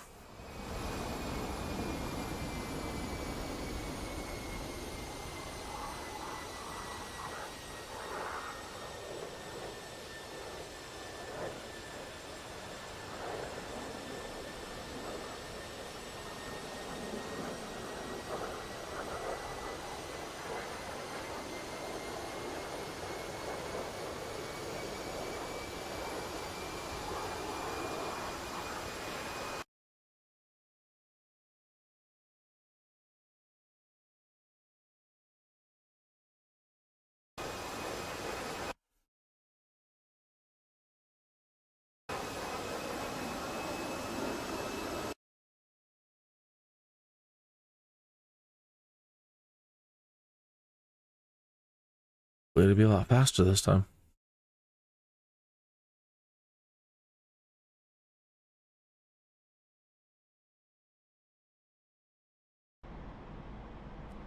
Slow down. 8 kilometers Flaps. ahead are two A-10s coming 6. directly at you.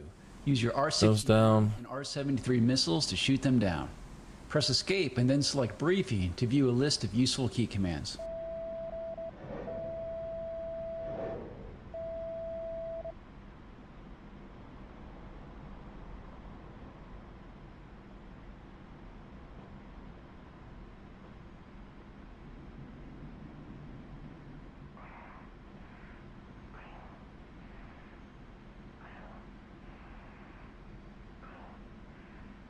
Oh.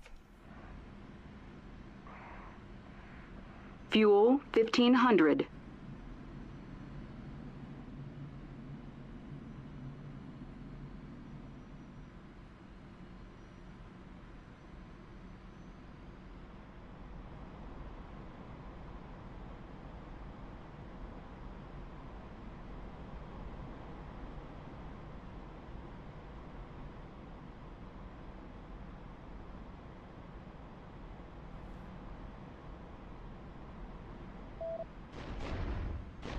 One's behind me. LWS failure. ECM failure.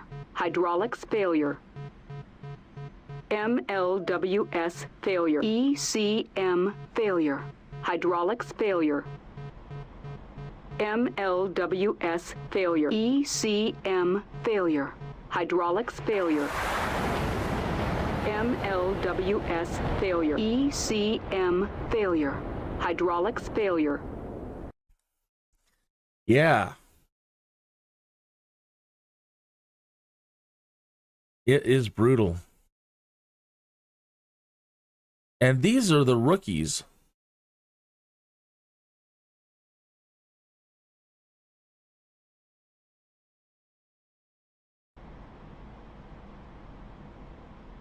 Eight kilometers ahead are two A-10s coming directly at you. Use your R-60M and R-73 missiles to shoot them down. Press escape and then select briefing to view a list of useful key commands.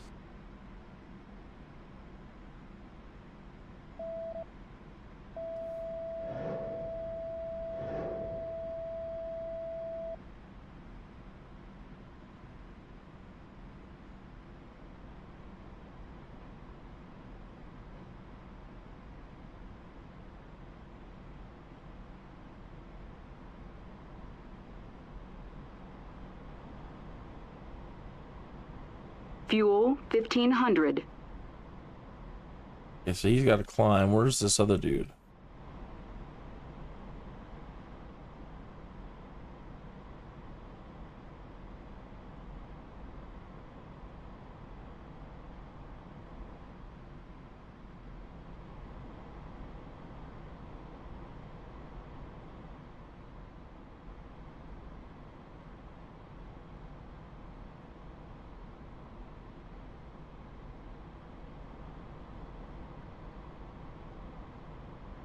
One below me, but I don't want to dive.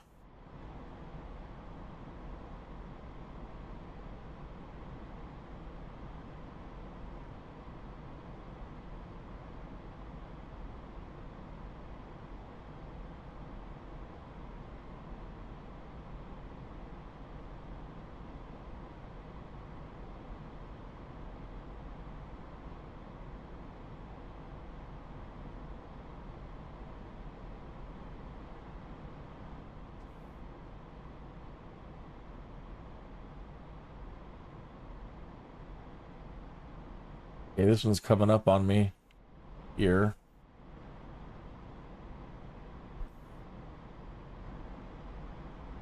Oh, falling. Oh no.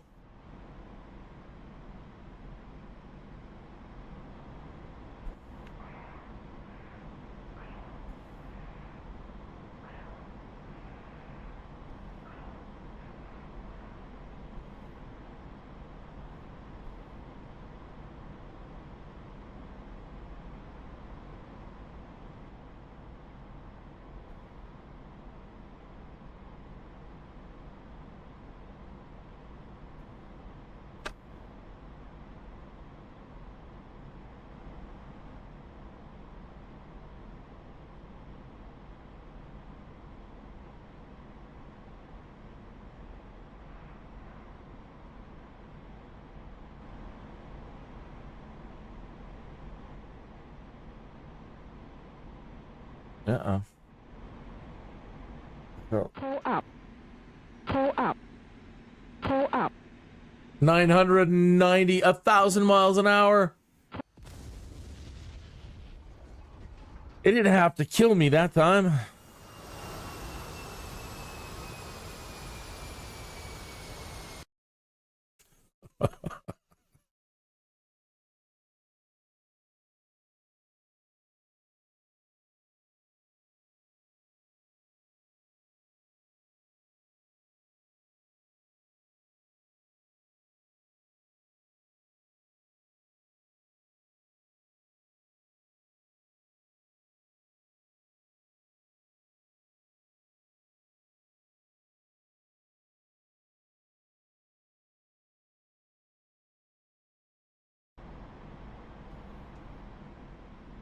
Eight kilometers ahead are two A-10s coming directly at you. Use your R-60M and R-73 missiles to shoot them down. Press escape and then select briefing to view a list of useful key. Am I not the...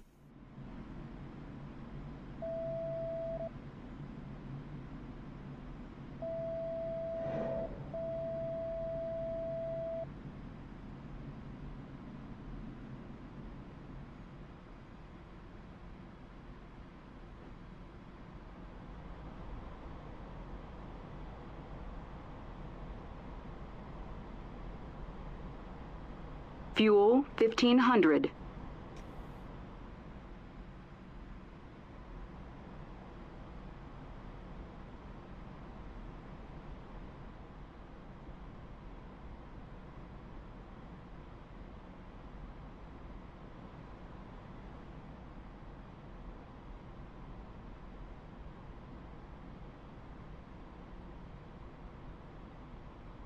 That one can get me. Both coming around.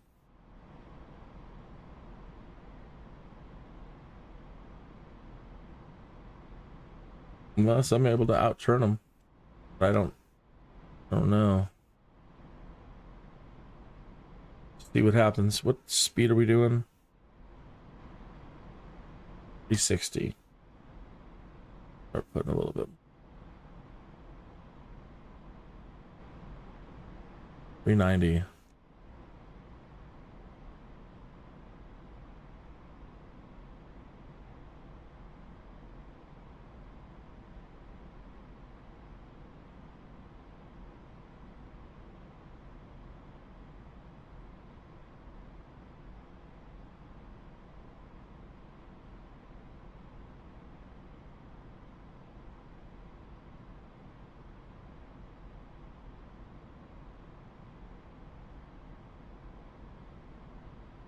He's getting in.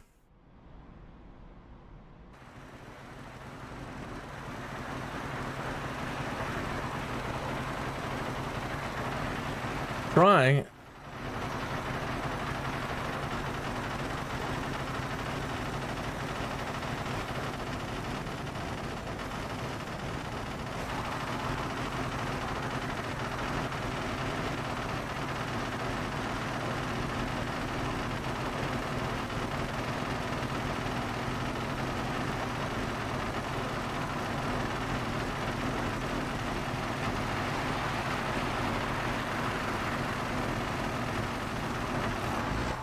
You got me. Just managed to clip me. Hey, I was pretty happy though. They are having a hell of a time at that speed with turning, so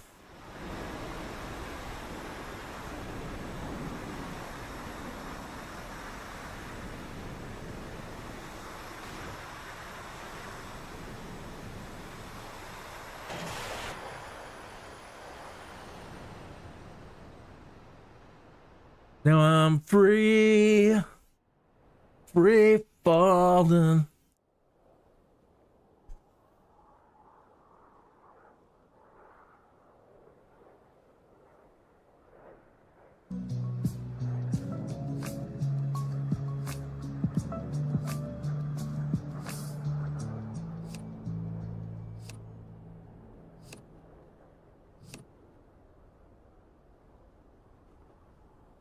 It's to come back and shoot me. Come on, shoot me, I dare you.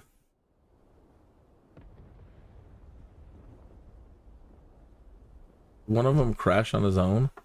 Now they're both out there. I heard another crash.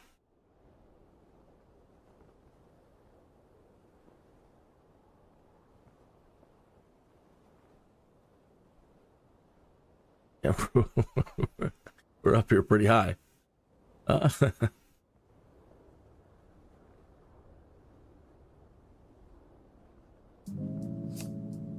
Near the top of the hour. Time for a little short break. Still thinking about that Ornithopter.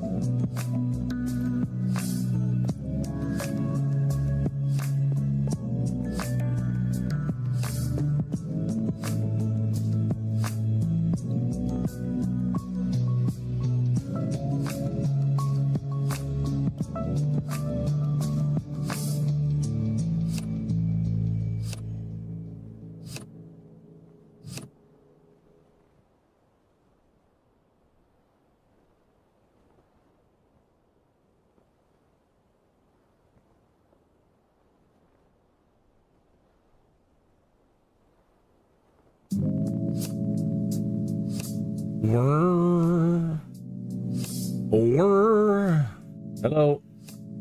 Test. Test. Okay, good. I was looking at the wrong audio channel. I'm like, oh my god! Did I toggle my microphone off? No, that's the Discord audio capture. Gave me a heart attack.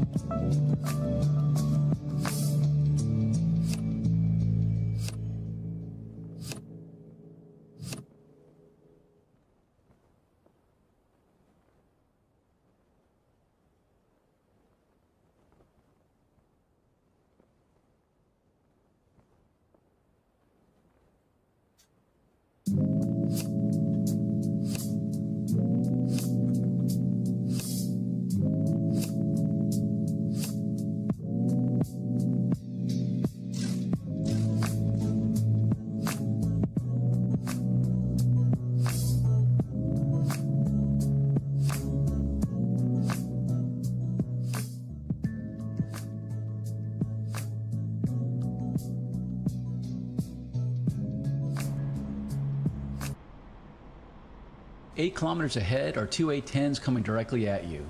Use your R-60M and R-73 missiles to shoot them down. Press escape and then select briefing to view a list of useful key commands.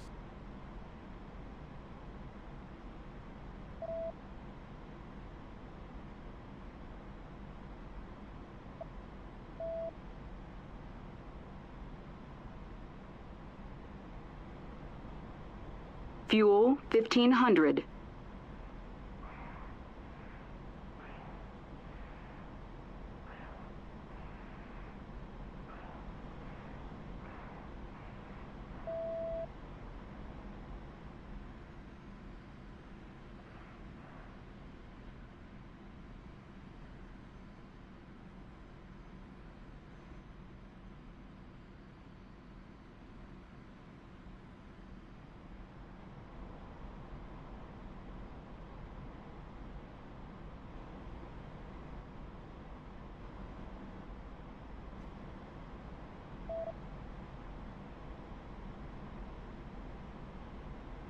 Yep.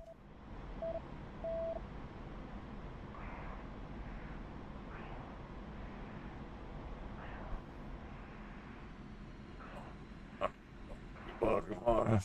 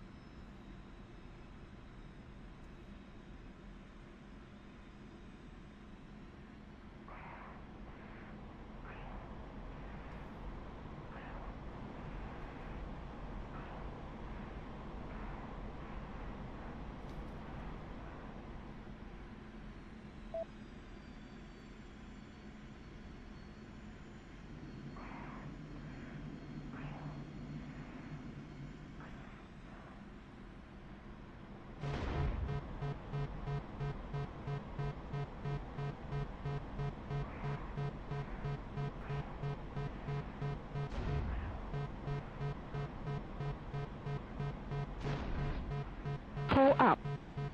Pull up. Pull up.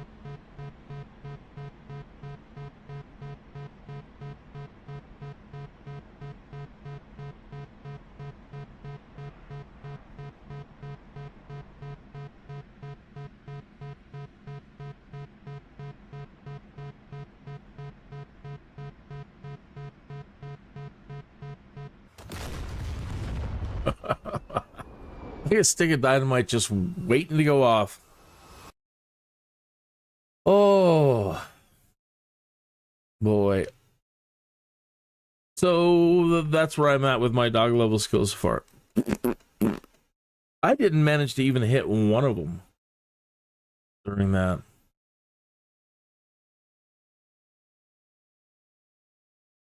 That's sad.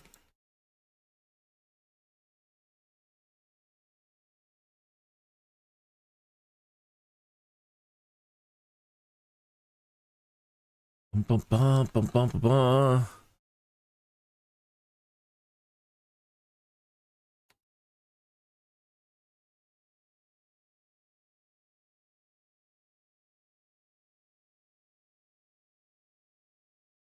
Ones that I've been having problems with. Although this is not related to dogfighting, I would really like to be able to do combat missions with my friends in DCS world. And so I have to learn everything. Which is, I don't mind. But these are some of the ones I've been having a problem with here. In this lesson, we're going to learn how to deliver unguided bombs in the Continuous Computed Impact Point mode, or CCIP. Unguided bombs of the SU-25 bombs. Fab 100, Fab 250, Fab 500, RBK cluster bombs, and Beta penetration bombs. In this case, I have 2 racks of Fab 100s and a couple of larger Fab 500s. Each of the Fab bombs has a high explosive warhead, and the number in the name indicates the bomb's weight in kilograms. I currently have the lesson in active pause.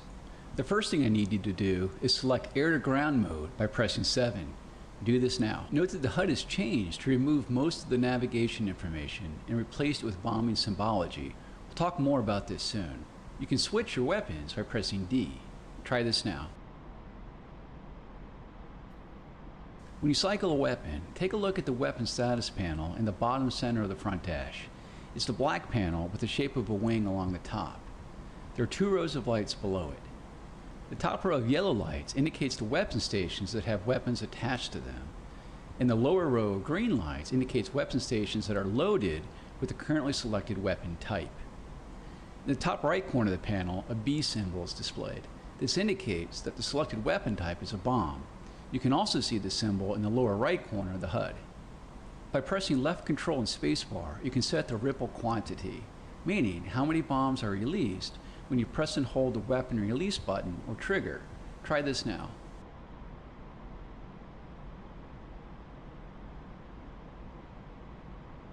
Where's my cursor?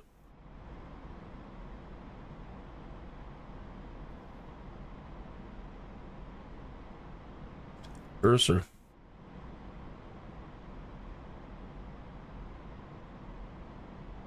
As you cycle ripple quantity, take a look at the weapon control panel in the lower left portion of the front dash.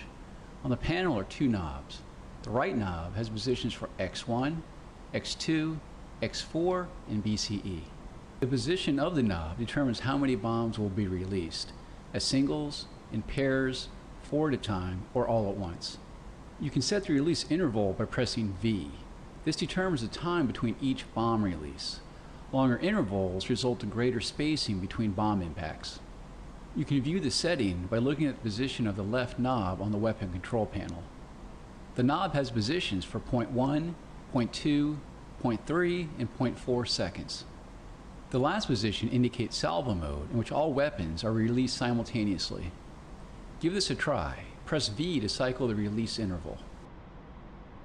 Those are the basics of configuring your settings for bomb release. Now let's learn how to put those bombs on target in CCIP mode. Using what you learned in the navigation lessons, fly through all the gates ahead. Press the spacebar to unpause the lesson.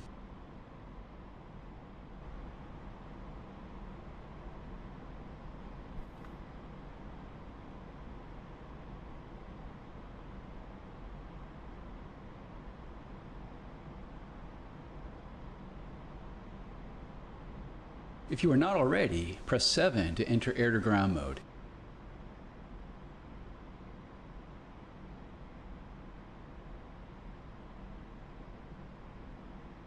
On the HUD, you can see a pipper with a dot in the center.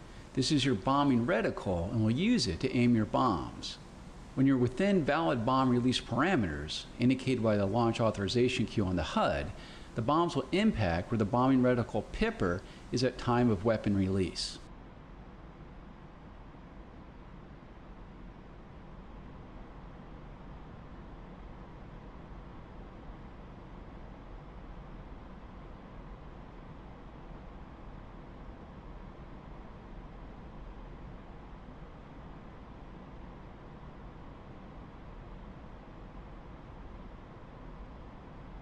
Along the left side of the HUD is the range scale bar and caret that indicates the bomb fall range.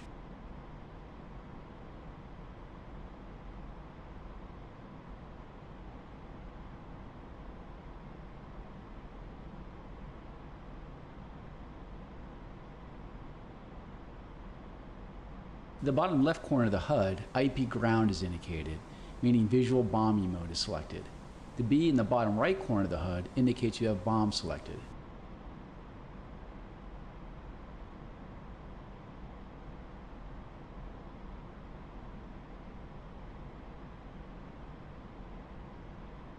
Ahead and below your nose is a set of trucks marked with red smoke. This will be your aim point. When you fly to the next gate, quickly begin a dive onto the target.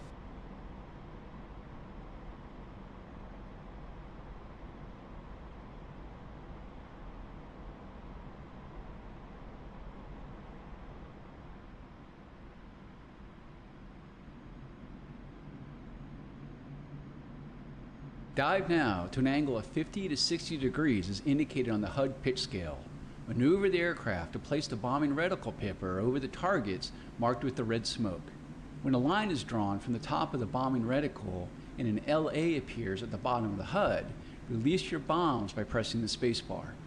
Control your airspeed by reducing throttle and pressing B to deploy your air brakes. I was maybe going too fast. My own bombs blew me up.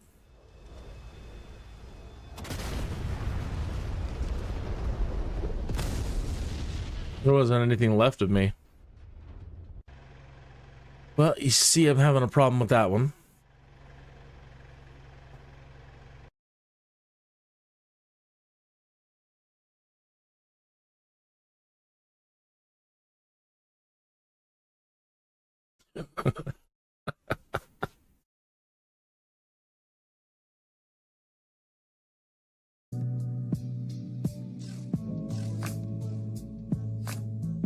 In this lesson, we're going to learn how to deliver unguided bombs in a continuously computed impact. Note that the HUD has changed to remove most of the navigation information. And when you cycle a weapon, take a look at the weapon status panel in the bottom center of the front dash.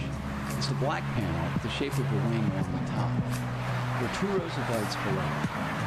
The top row of yellow lights indicates the weapon stations that have weapons attached to them. And the lower row of green lights indicates weapon stations that are loaded with the currently selected weapon type. In the top right corner of the panel, a B symbol is displayed. This indicates that the selected weapon type is a bomb. You can also see the symbol in the lower right corner of the HUD. By pressing left control and spacebar, you can set the ripple quantity, meaning how many bombs are released when you press and hold the weapon release button or trigger. Try this now.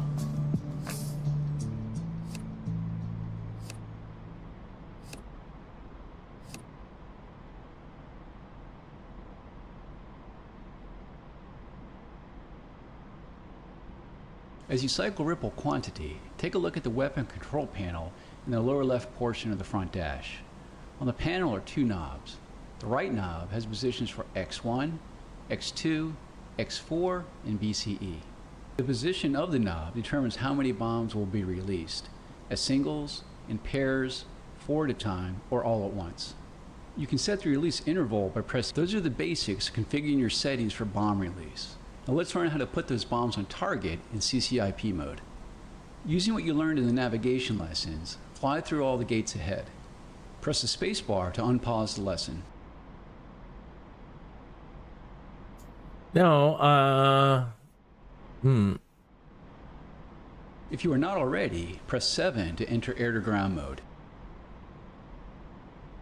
all right. Those are the bombs that I want, the ones on the outside, or yeah, the outer ones. I'm gonna drop a bunch of them. With the dot in the center. This is your bombing reticle, and we'll use it to aim your bombs. When you're within valid bomb release parameters, indicated by the launch authorization queue on the HUD, the bombs will impact where the bombing reticle pipper is at time of weapon release.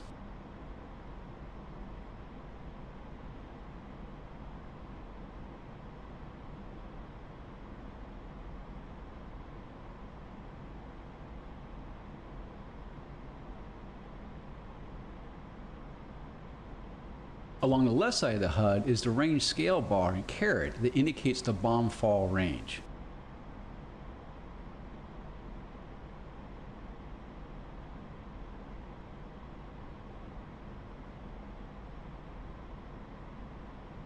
In the bottom left corner of the HUD, IP ground is indicated, meaning visual bombing mode is selected. The B in the bottom right corner of the HUD indicates you have bomb selected.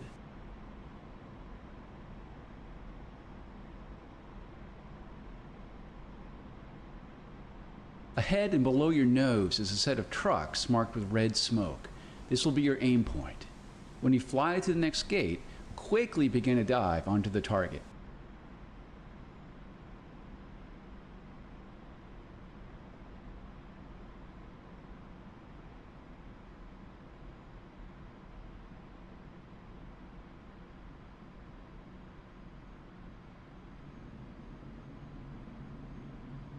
Dive now to an angle of 50 to 60 degrees as indicated on the HUD pitch scale.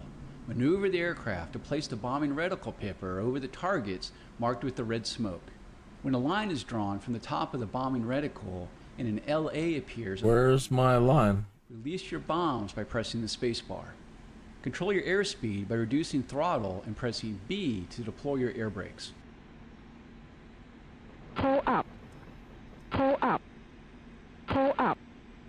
Pull up. Pull up. Pull up. Couldn't pull out of it, even at that speed. Okay, well,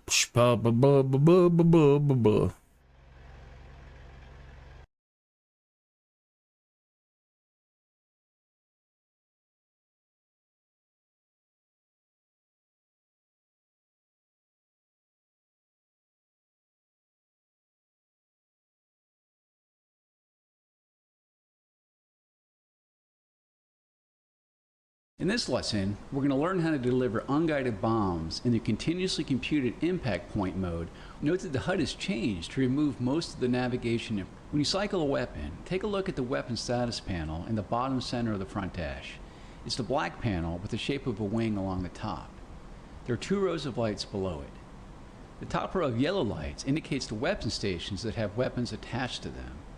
And the lower row of green lights indicates weapon stations that are loaded with the currently selected weapon type. In the top right corner of the panel, a B symbol is displayed. This indicates that the selected weapon type is a bomb. You can also see the symbol in the lower right corner of the HUD. By pressing left control and spacebar, you can set the ripple quantity, meaning how many bombs are released when you press and hold the weapon release button or trigger. Try this now. As you cycle ripple quantity, take a look at the weapon control panel in the lower left portion of the... Those are the basics configuring your settings for bomb release. Now let's learn how to put those bombs on target in CCIP mode. Using what you learned in the navigation lessons, fly through all the gates ahead. Press the spacebar to unpause the lesson.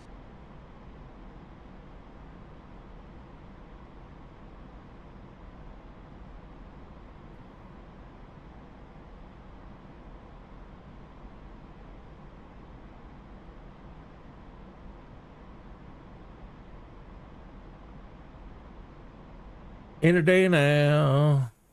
If you are not already, press 7 to enter air-to-ground mode.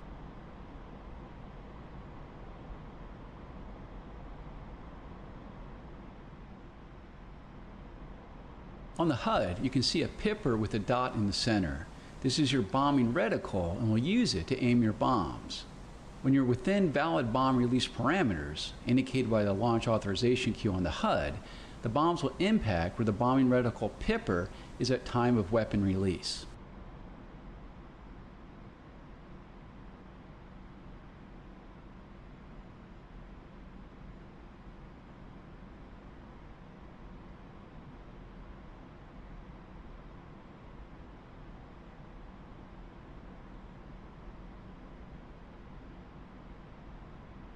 Along the left side of the HUD is the range scale bar and caret that indicates the bomb fall range.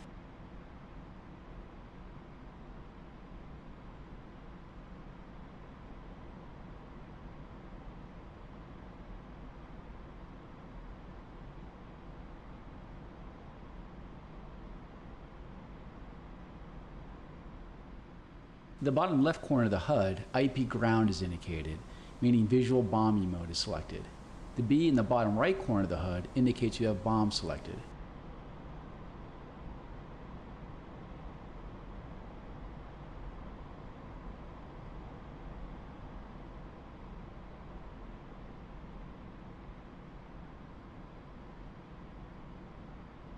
Ahead and below your nose is a set of trucks marked with red smoke. This will be your aim point. When you fly to the next gate, quickly begin a dive onto the target.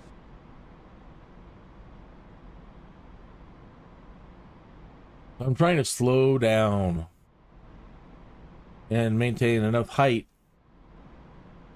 to be able to make the gate, but still be slow enough, and then try to slow down even more. Oh, I'm starting to lose it.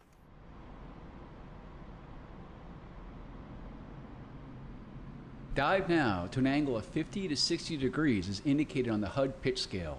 Maneuver the aircraft, Tip, tip, place tip, the tip, bombing tip, reticle tip, tip. pipper over the targets Tip, tip. with the red smoke. Tip. When a line is drawn from the top of the bombing reticle, Now I can't tip fast enough.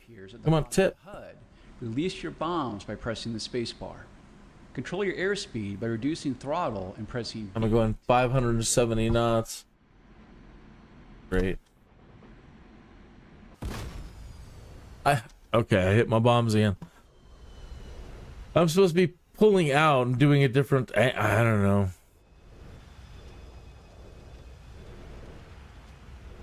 Well, I hit some of them.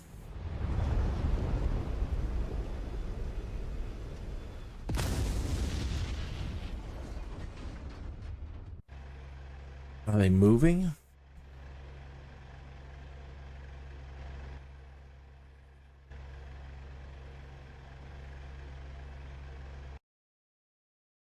Yeah.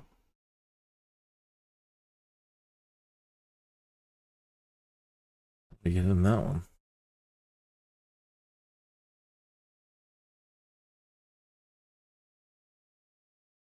"20 minutes after the hour, it is time for the smoke break."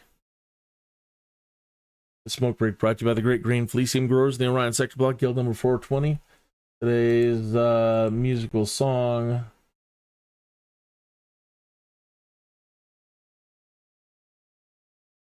is "We Are Not Done Yet" from Arthur Yoria.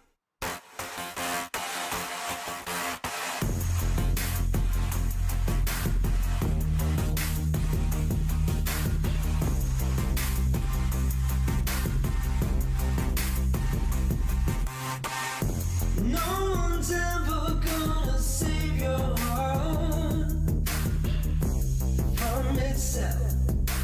Only you can change the weather. Heads are falling, we are stalling. Lift them up, lift them to a place above, 'cause we are not done.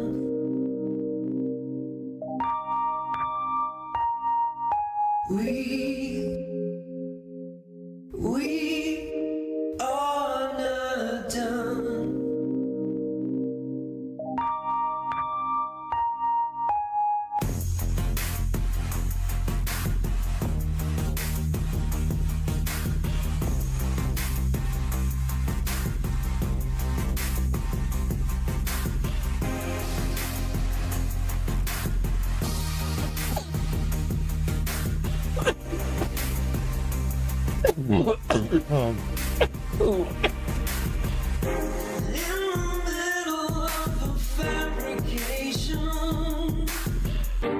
What's the point?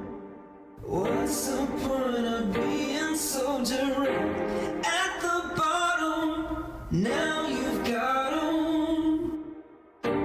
Don't be less. Don't forget that you are blessed, 'cause we are not done.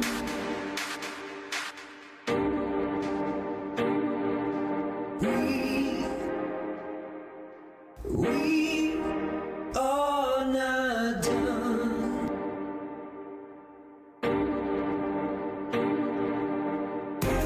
No one's ever gonna save your heart from itself. Only you can change the weather. Heads are falling, we are stalling. Lift them up, lift them to a place above, 'cause we are not done.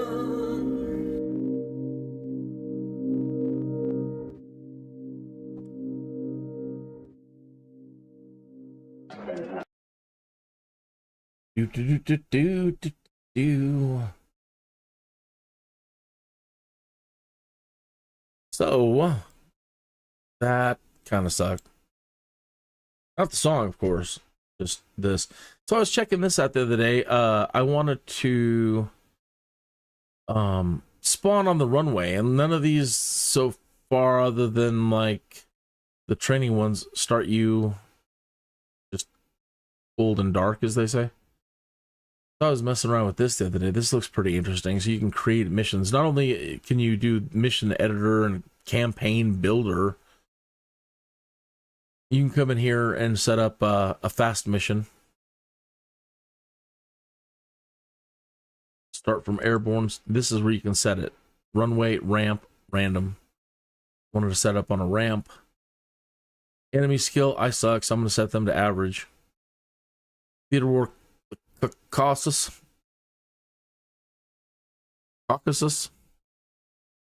Caucasians. Season, I like spring. Weather, nice and clear. Noon's fine. And I guess you can, I haven't done historical. Let's see here. And then advanced mode. Okay, aircraft, create fast mission. This is us, I believe. I believe we're blue.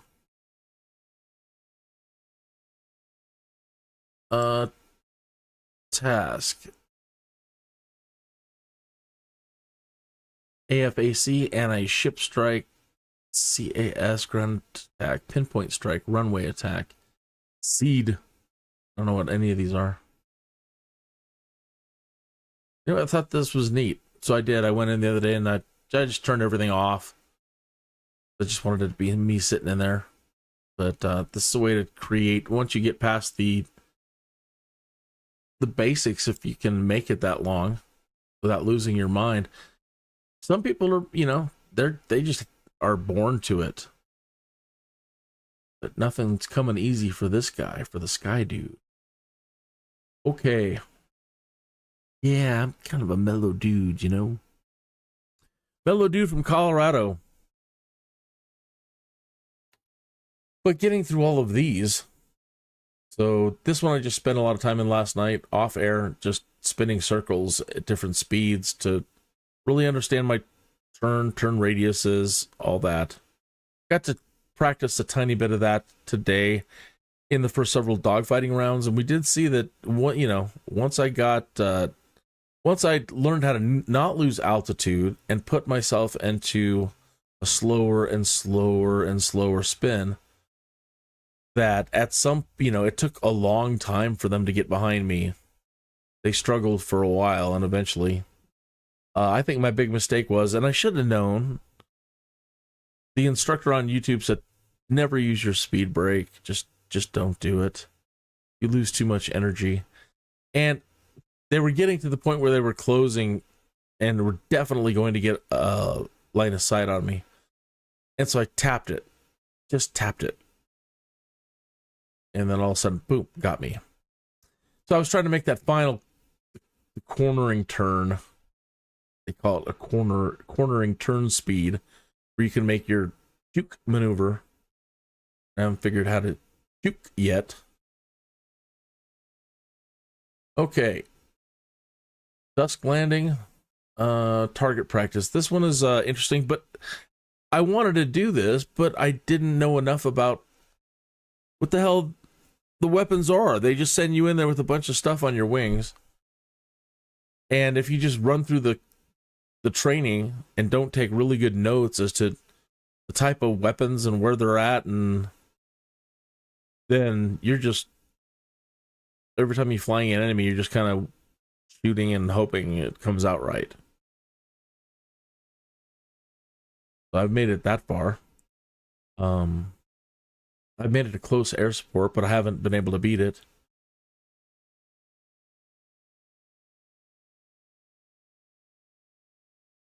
Let's see how we do today and see if I can understand what's under the wings a little bit better. I have been taking lots of notes, but sometimes it doesn't sink in, you know? As I was saying, I'm a little bit of a slow learner sometimes. I really want to learn this stuff, though. I'd really like to, you know, how can I call myself Skydude? So I can do everything.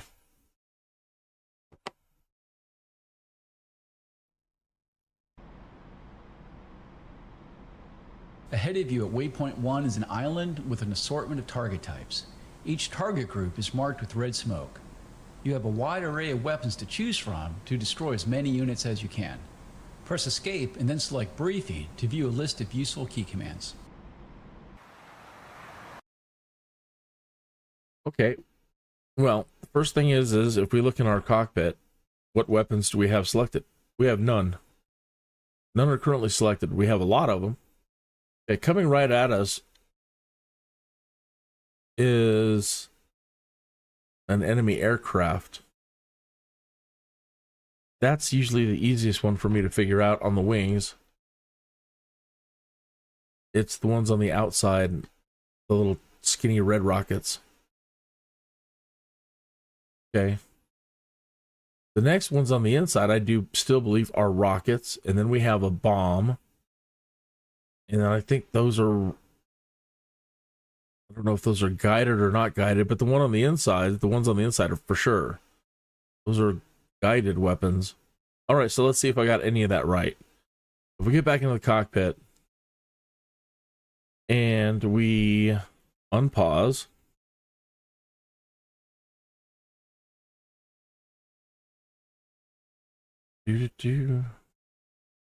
Unpause.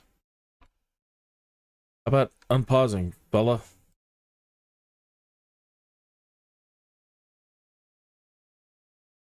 Again, if the mouse slips outside of the window at all, that is usually the culprit. Okay. Right, again, unpause. Alt 3 to level out, looking down. Oh, we're closing too fast.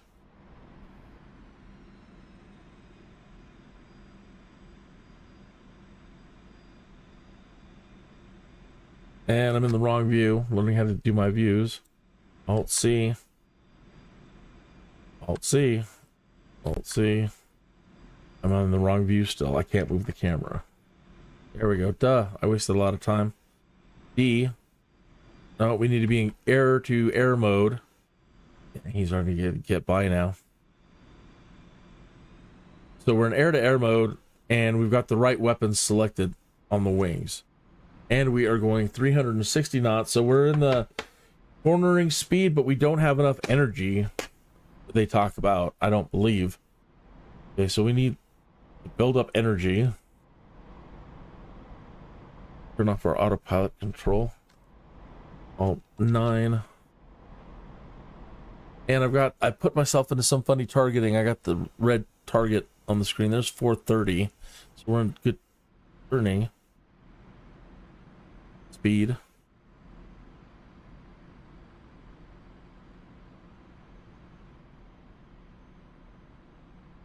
He's over their targets.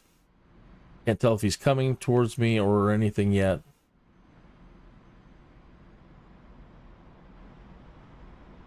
$430 knots, easy. The water, she doesn't want to move.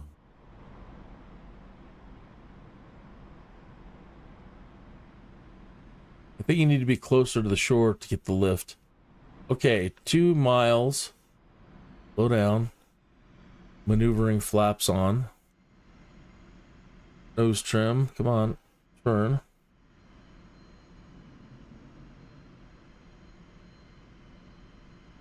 $320. Better speed up a little bit so don't fall.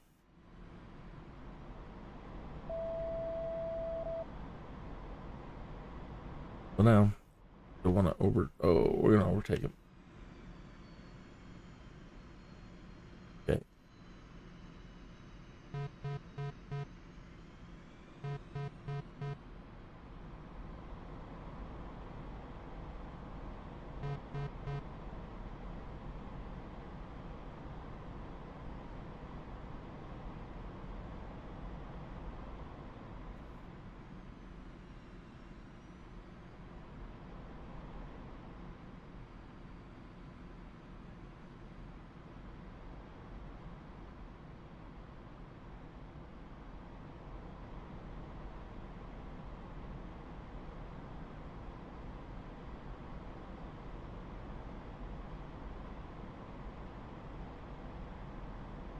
Yeah, she's not turning very well. Had speed, but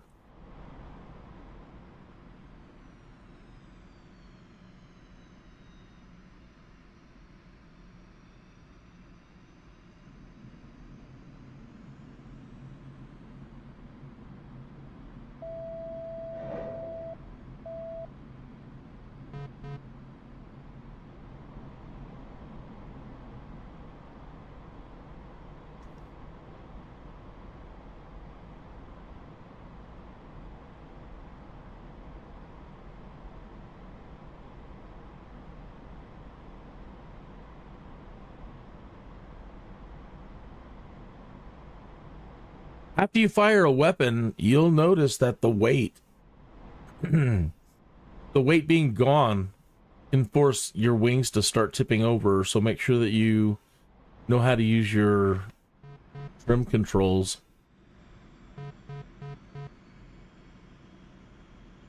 Or you're going to be fighting it the whole time.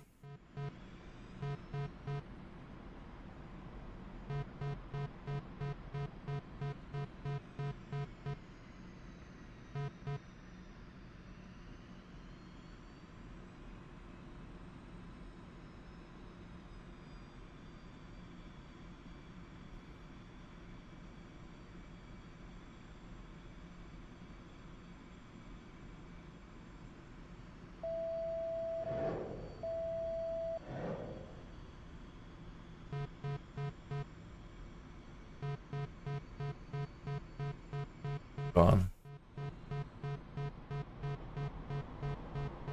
But I might be too.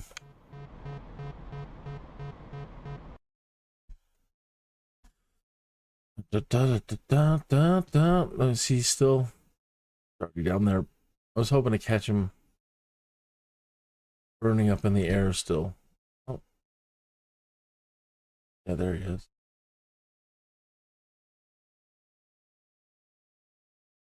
Didn't show him on fire.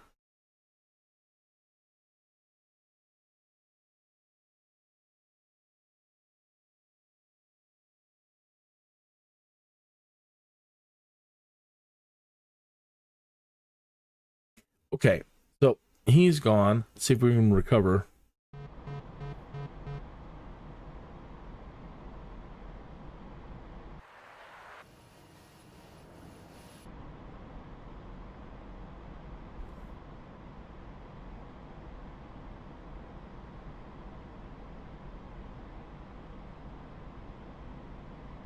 Pull up. Now, that sucked. That's funny. I like that.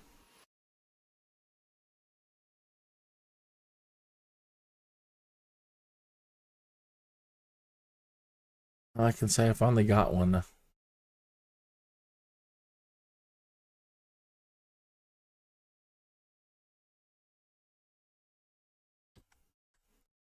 Pardon me, that's a happy moment. And my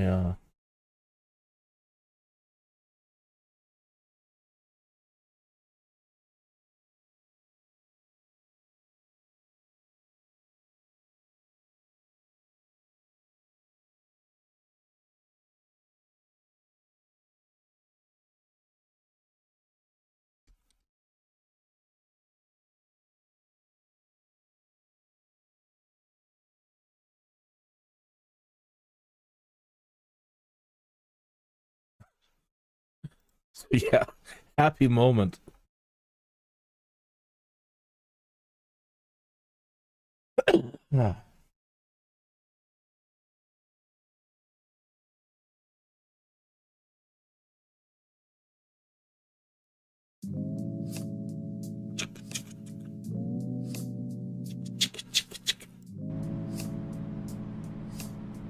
Okay. Ahead of you at waypoint 1 is an island. 6D. Weapons are loaded. It's marked with red smoke. You have a wide array of weapons to choose from to destroy as many units as you can. 500. Press escape and then Slow down. to view a list. Maneuvering flaps.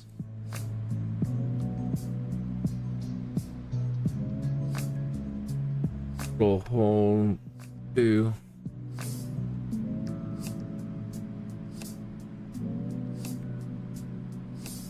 For 70 knots.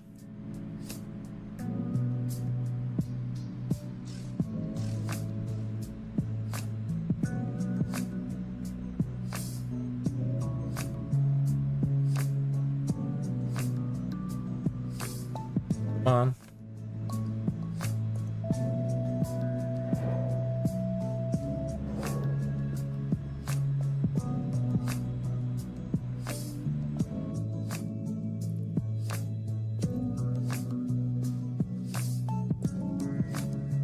Oops.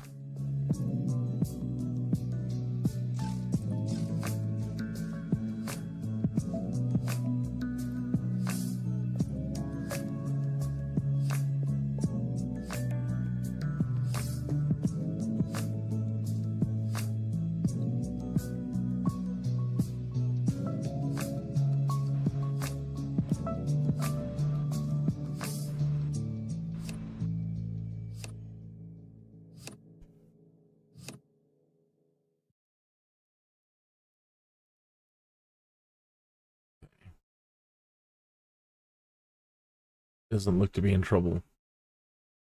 Okay, and he's going down, and I'm turning towards him here, so I need to really bleed off some energy. So I don't know if I have enough to do a rollover, but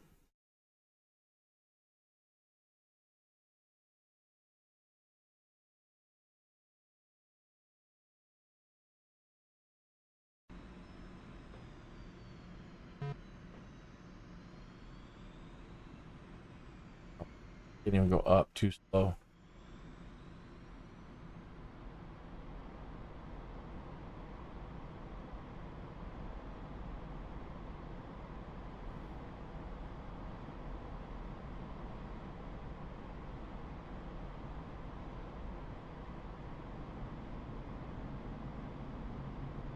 Okay.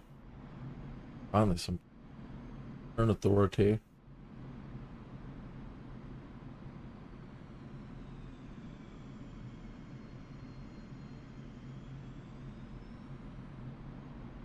Can't bring it up again. Heavy.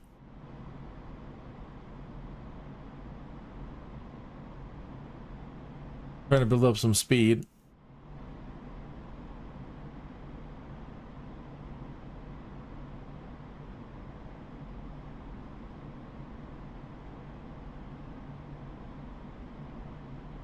$500.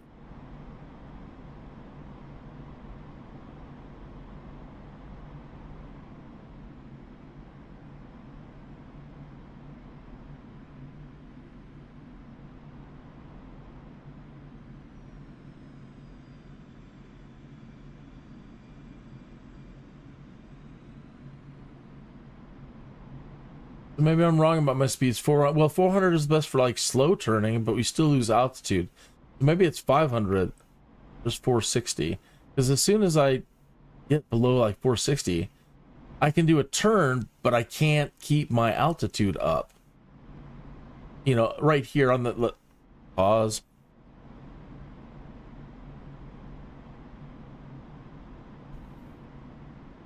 See, Mousy, where are you?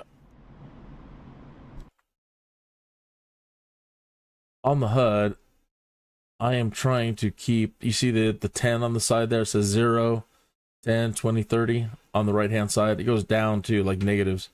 Negative 10, negative 20, negative 30. Okay, so I'm trying to at least keep right about the 10, right, basically right where I'm at. Below the 10 is level flight zone down to 0, and then you start, the nose starts descending. So again, there's 450, so I'm trying to hold, let's say, that 60. Okay, so I'm able to do it there.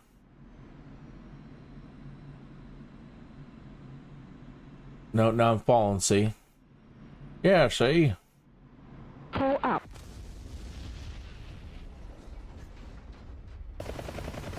So again, maybe I'm wrong about, you know, that's like the end of my speeds.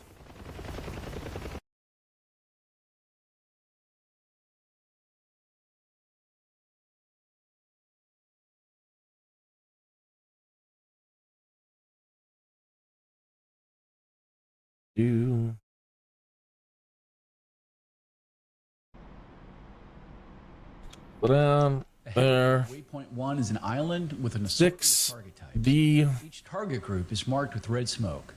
You have a wide array of weapons to choose from to destroy as many units as you can. Press escape and then select briefing to view a list of useful key commands.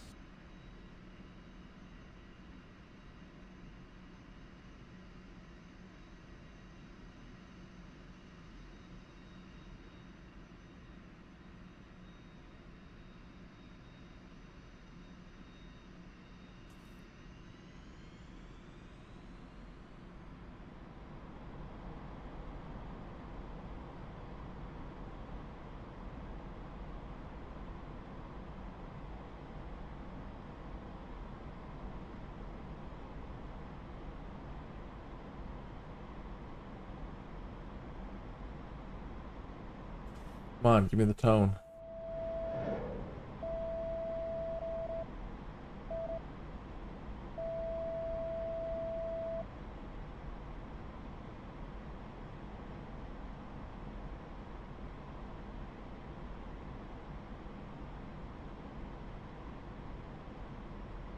570.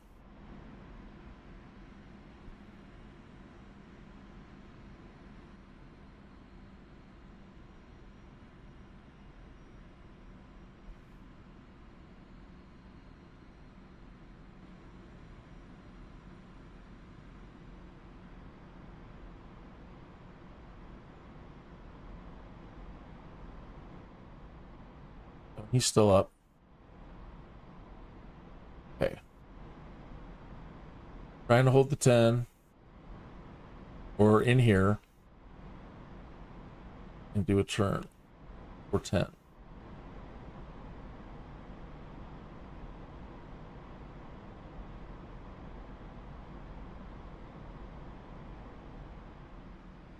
Down.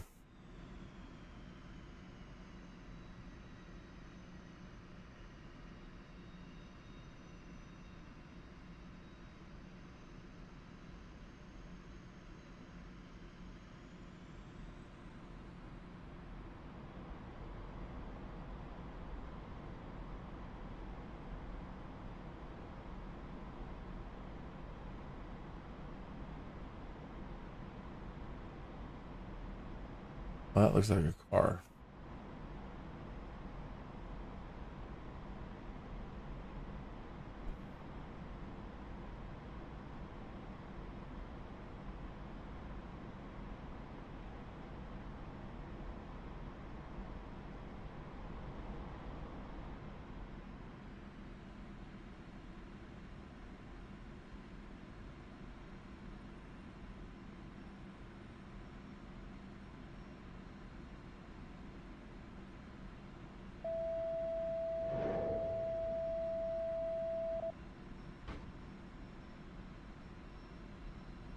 Got him.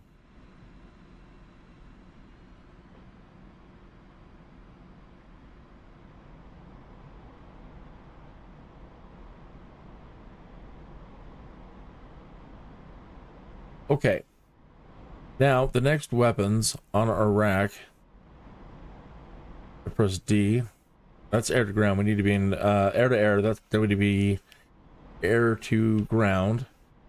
So that is the 2 on the outside.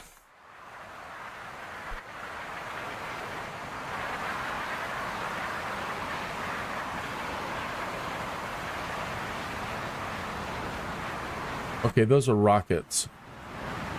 These big clusters.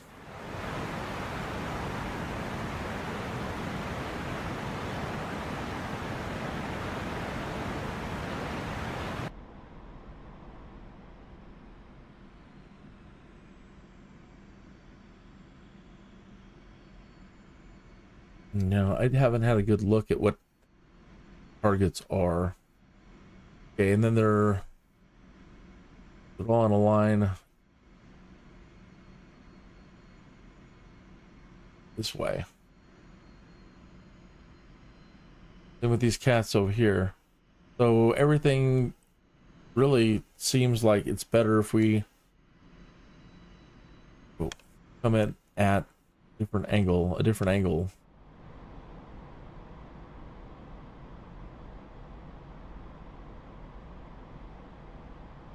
Build up some speed.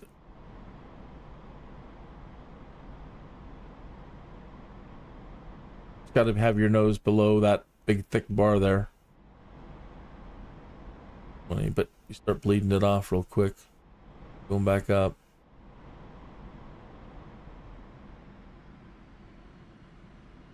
It's actually fine because we're going to try to do a turn here.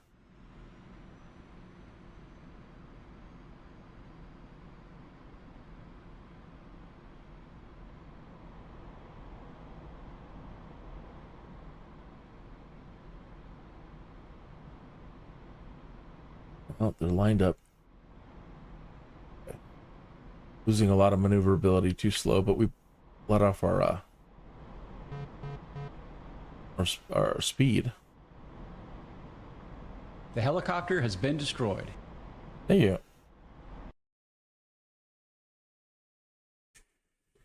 Okay, so that way. So on this tip of the finger, we need to be at 10 o'clock and 11 o'clock coming in. these guys.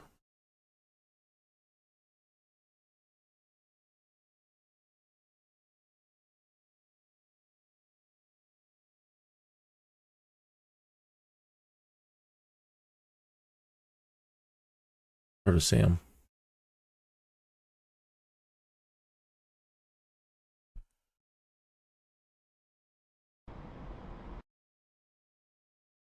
Okay, that would be like, I don't know when, you'd have to set the timing. You'd have to have a couple of them drop and then have like 1 second elapse or 3 seconds. I don't know. Move on and look at the next group.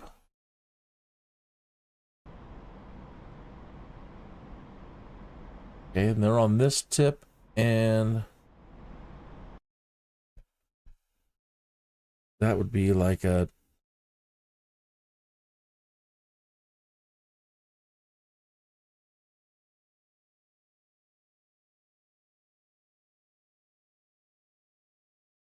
it's like a full straight on 12 o'clock.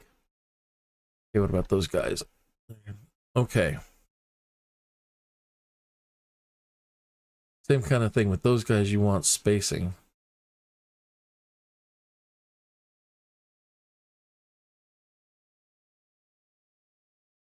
Same thing with these.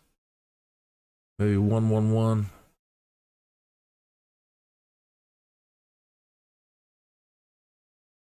Well, I think we have rockets for these. I think these are rockets. So I think you just point and shoot. Okay. So 1 o'clock there, 11 o'clock over there. Noon there. And that one we should come in from 4.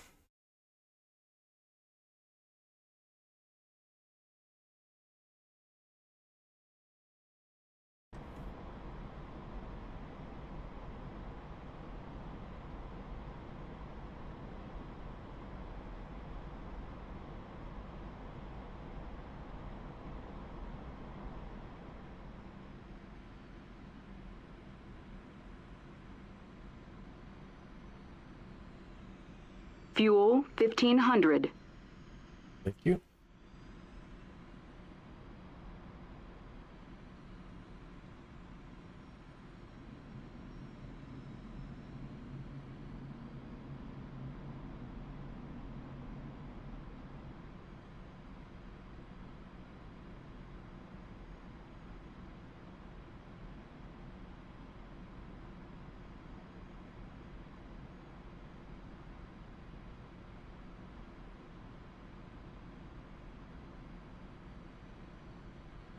Have you heard Chris Stapleton's What Are You Listening To? It may be an old one, it's a new one to me. It's stuck in my head in a good way. I mean, I haven't heard a really good country song in a long time, and that it just kicks so much ass. It is so good.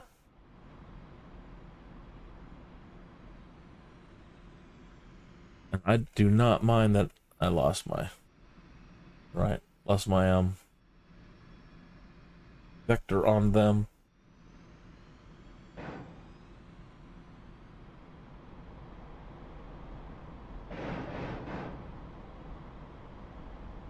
Oh.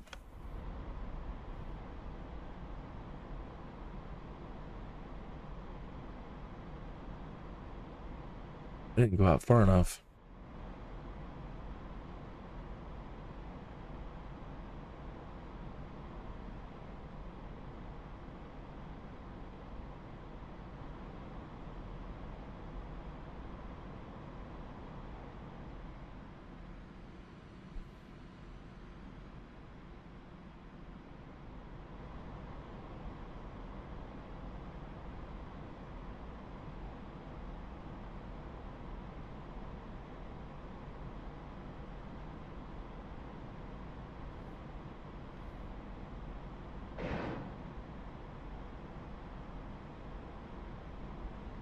Pull up.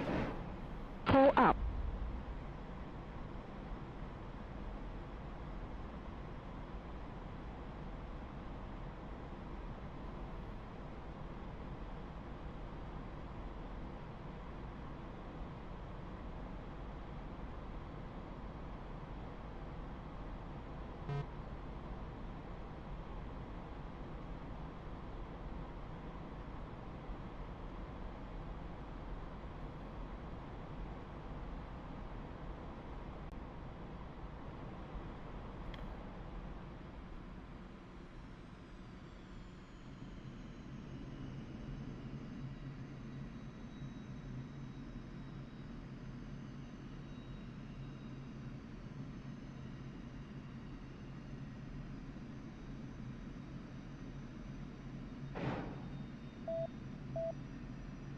Now going damn fast.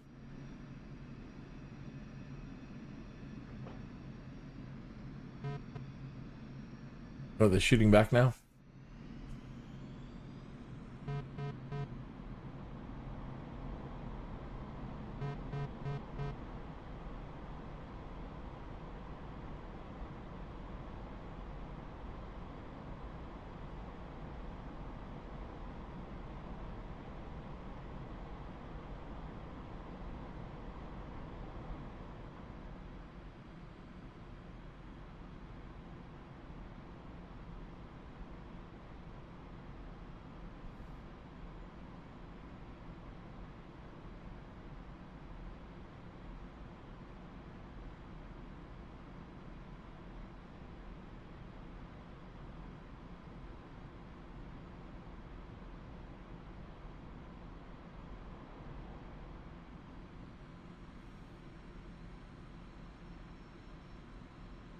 Go a different type now? I'm at a bomb now.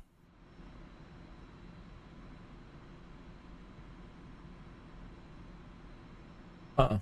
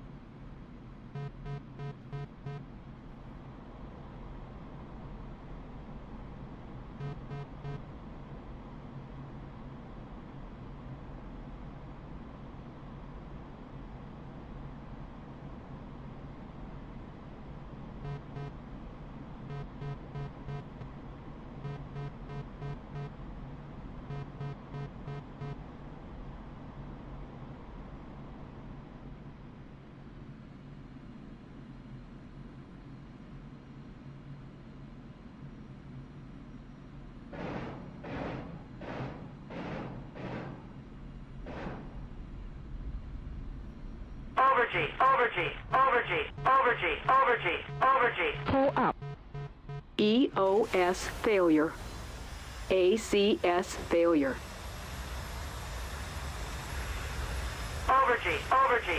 EOS failure.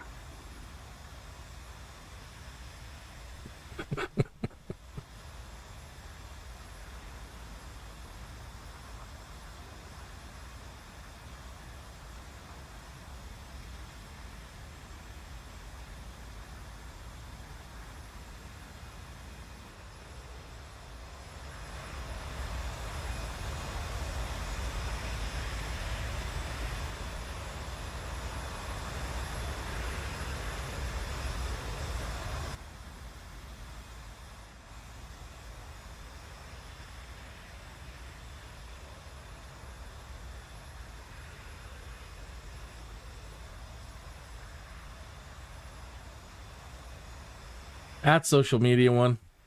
We're going to wrap it up there. It's 4 o'clock, top of the hour. Ah, that's a good one for social media.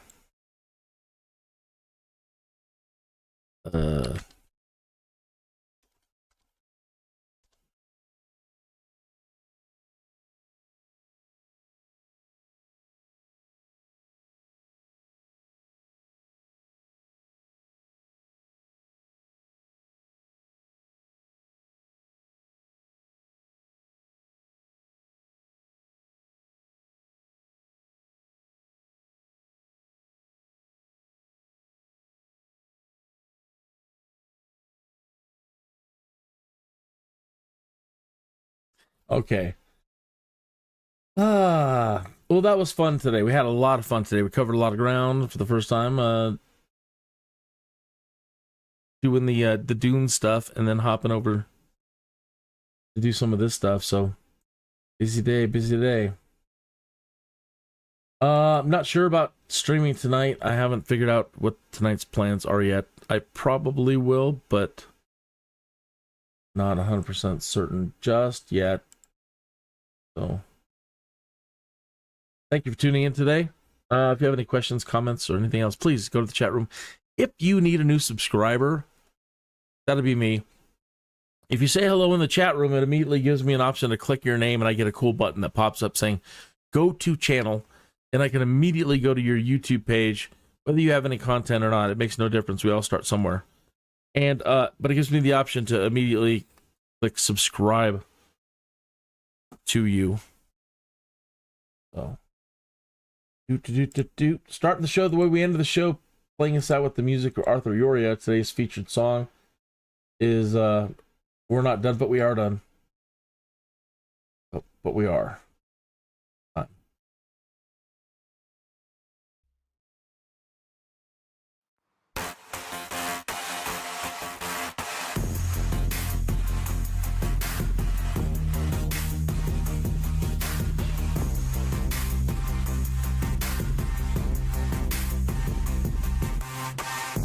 No one's ever gonna save your heart from itself. Only you can change the weather. Heads are falling, we are stalling. Lift them up, lift them to a place above, 'cause we are not done.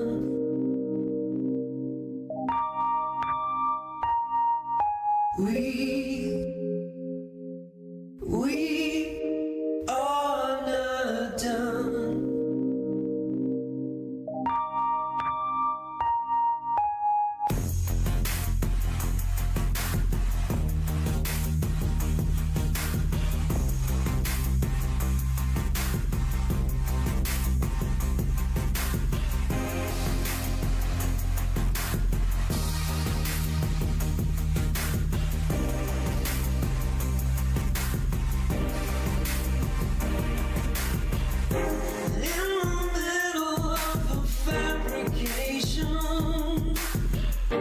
What's the point? What's the point of being so direct? At the bottom, now you've got 'em. Don't be less. Don't forget that you are blessed, 'cause we are not done.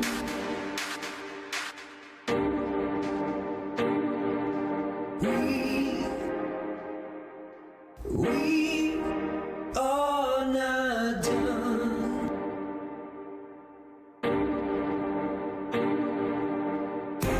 No one's ever gonna save your heart from itself. Only you can change the weather. Heads are falling, we are stalling. Lift them up, lift them to a place above, 'cause we are not done.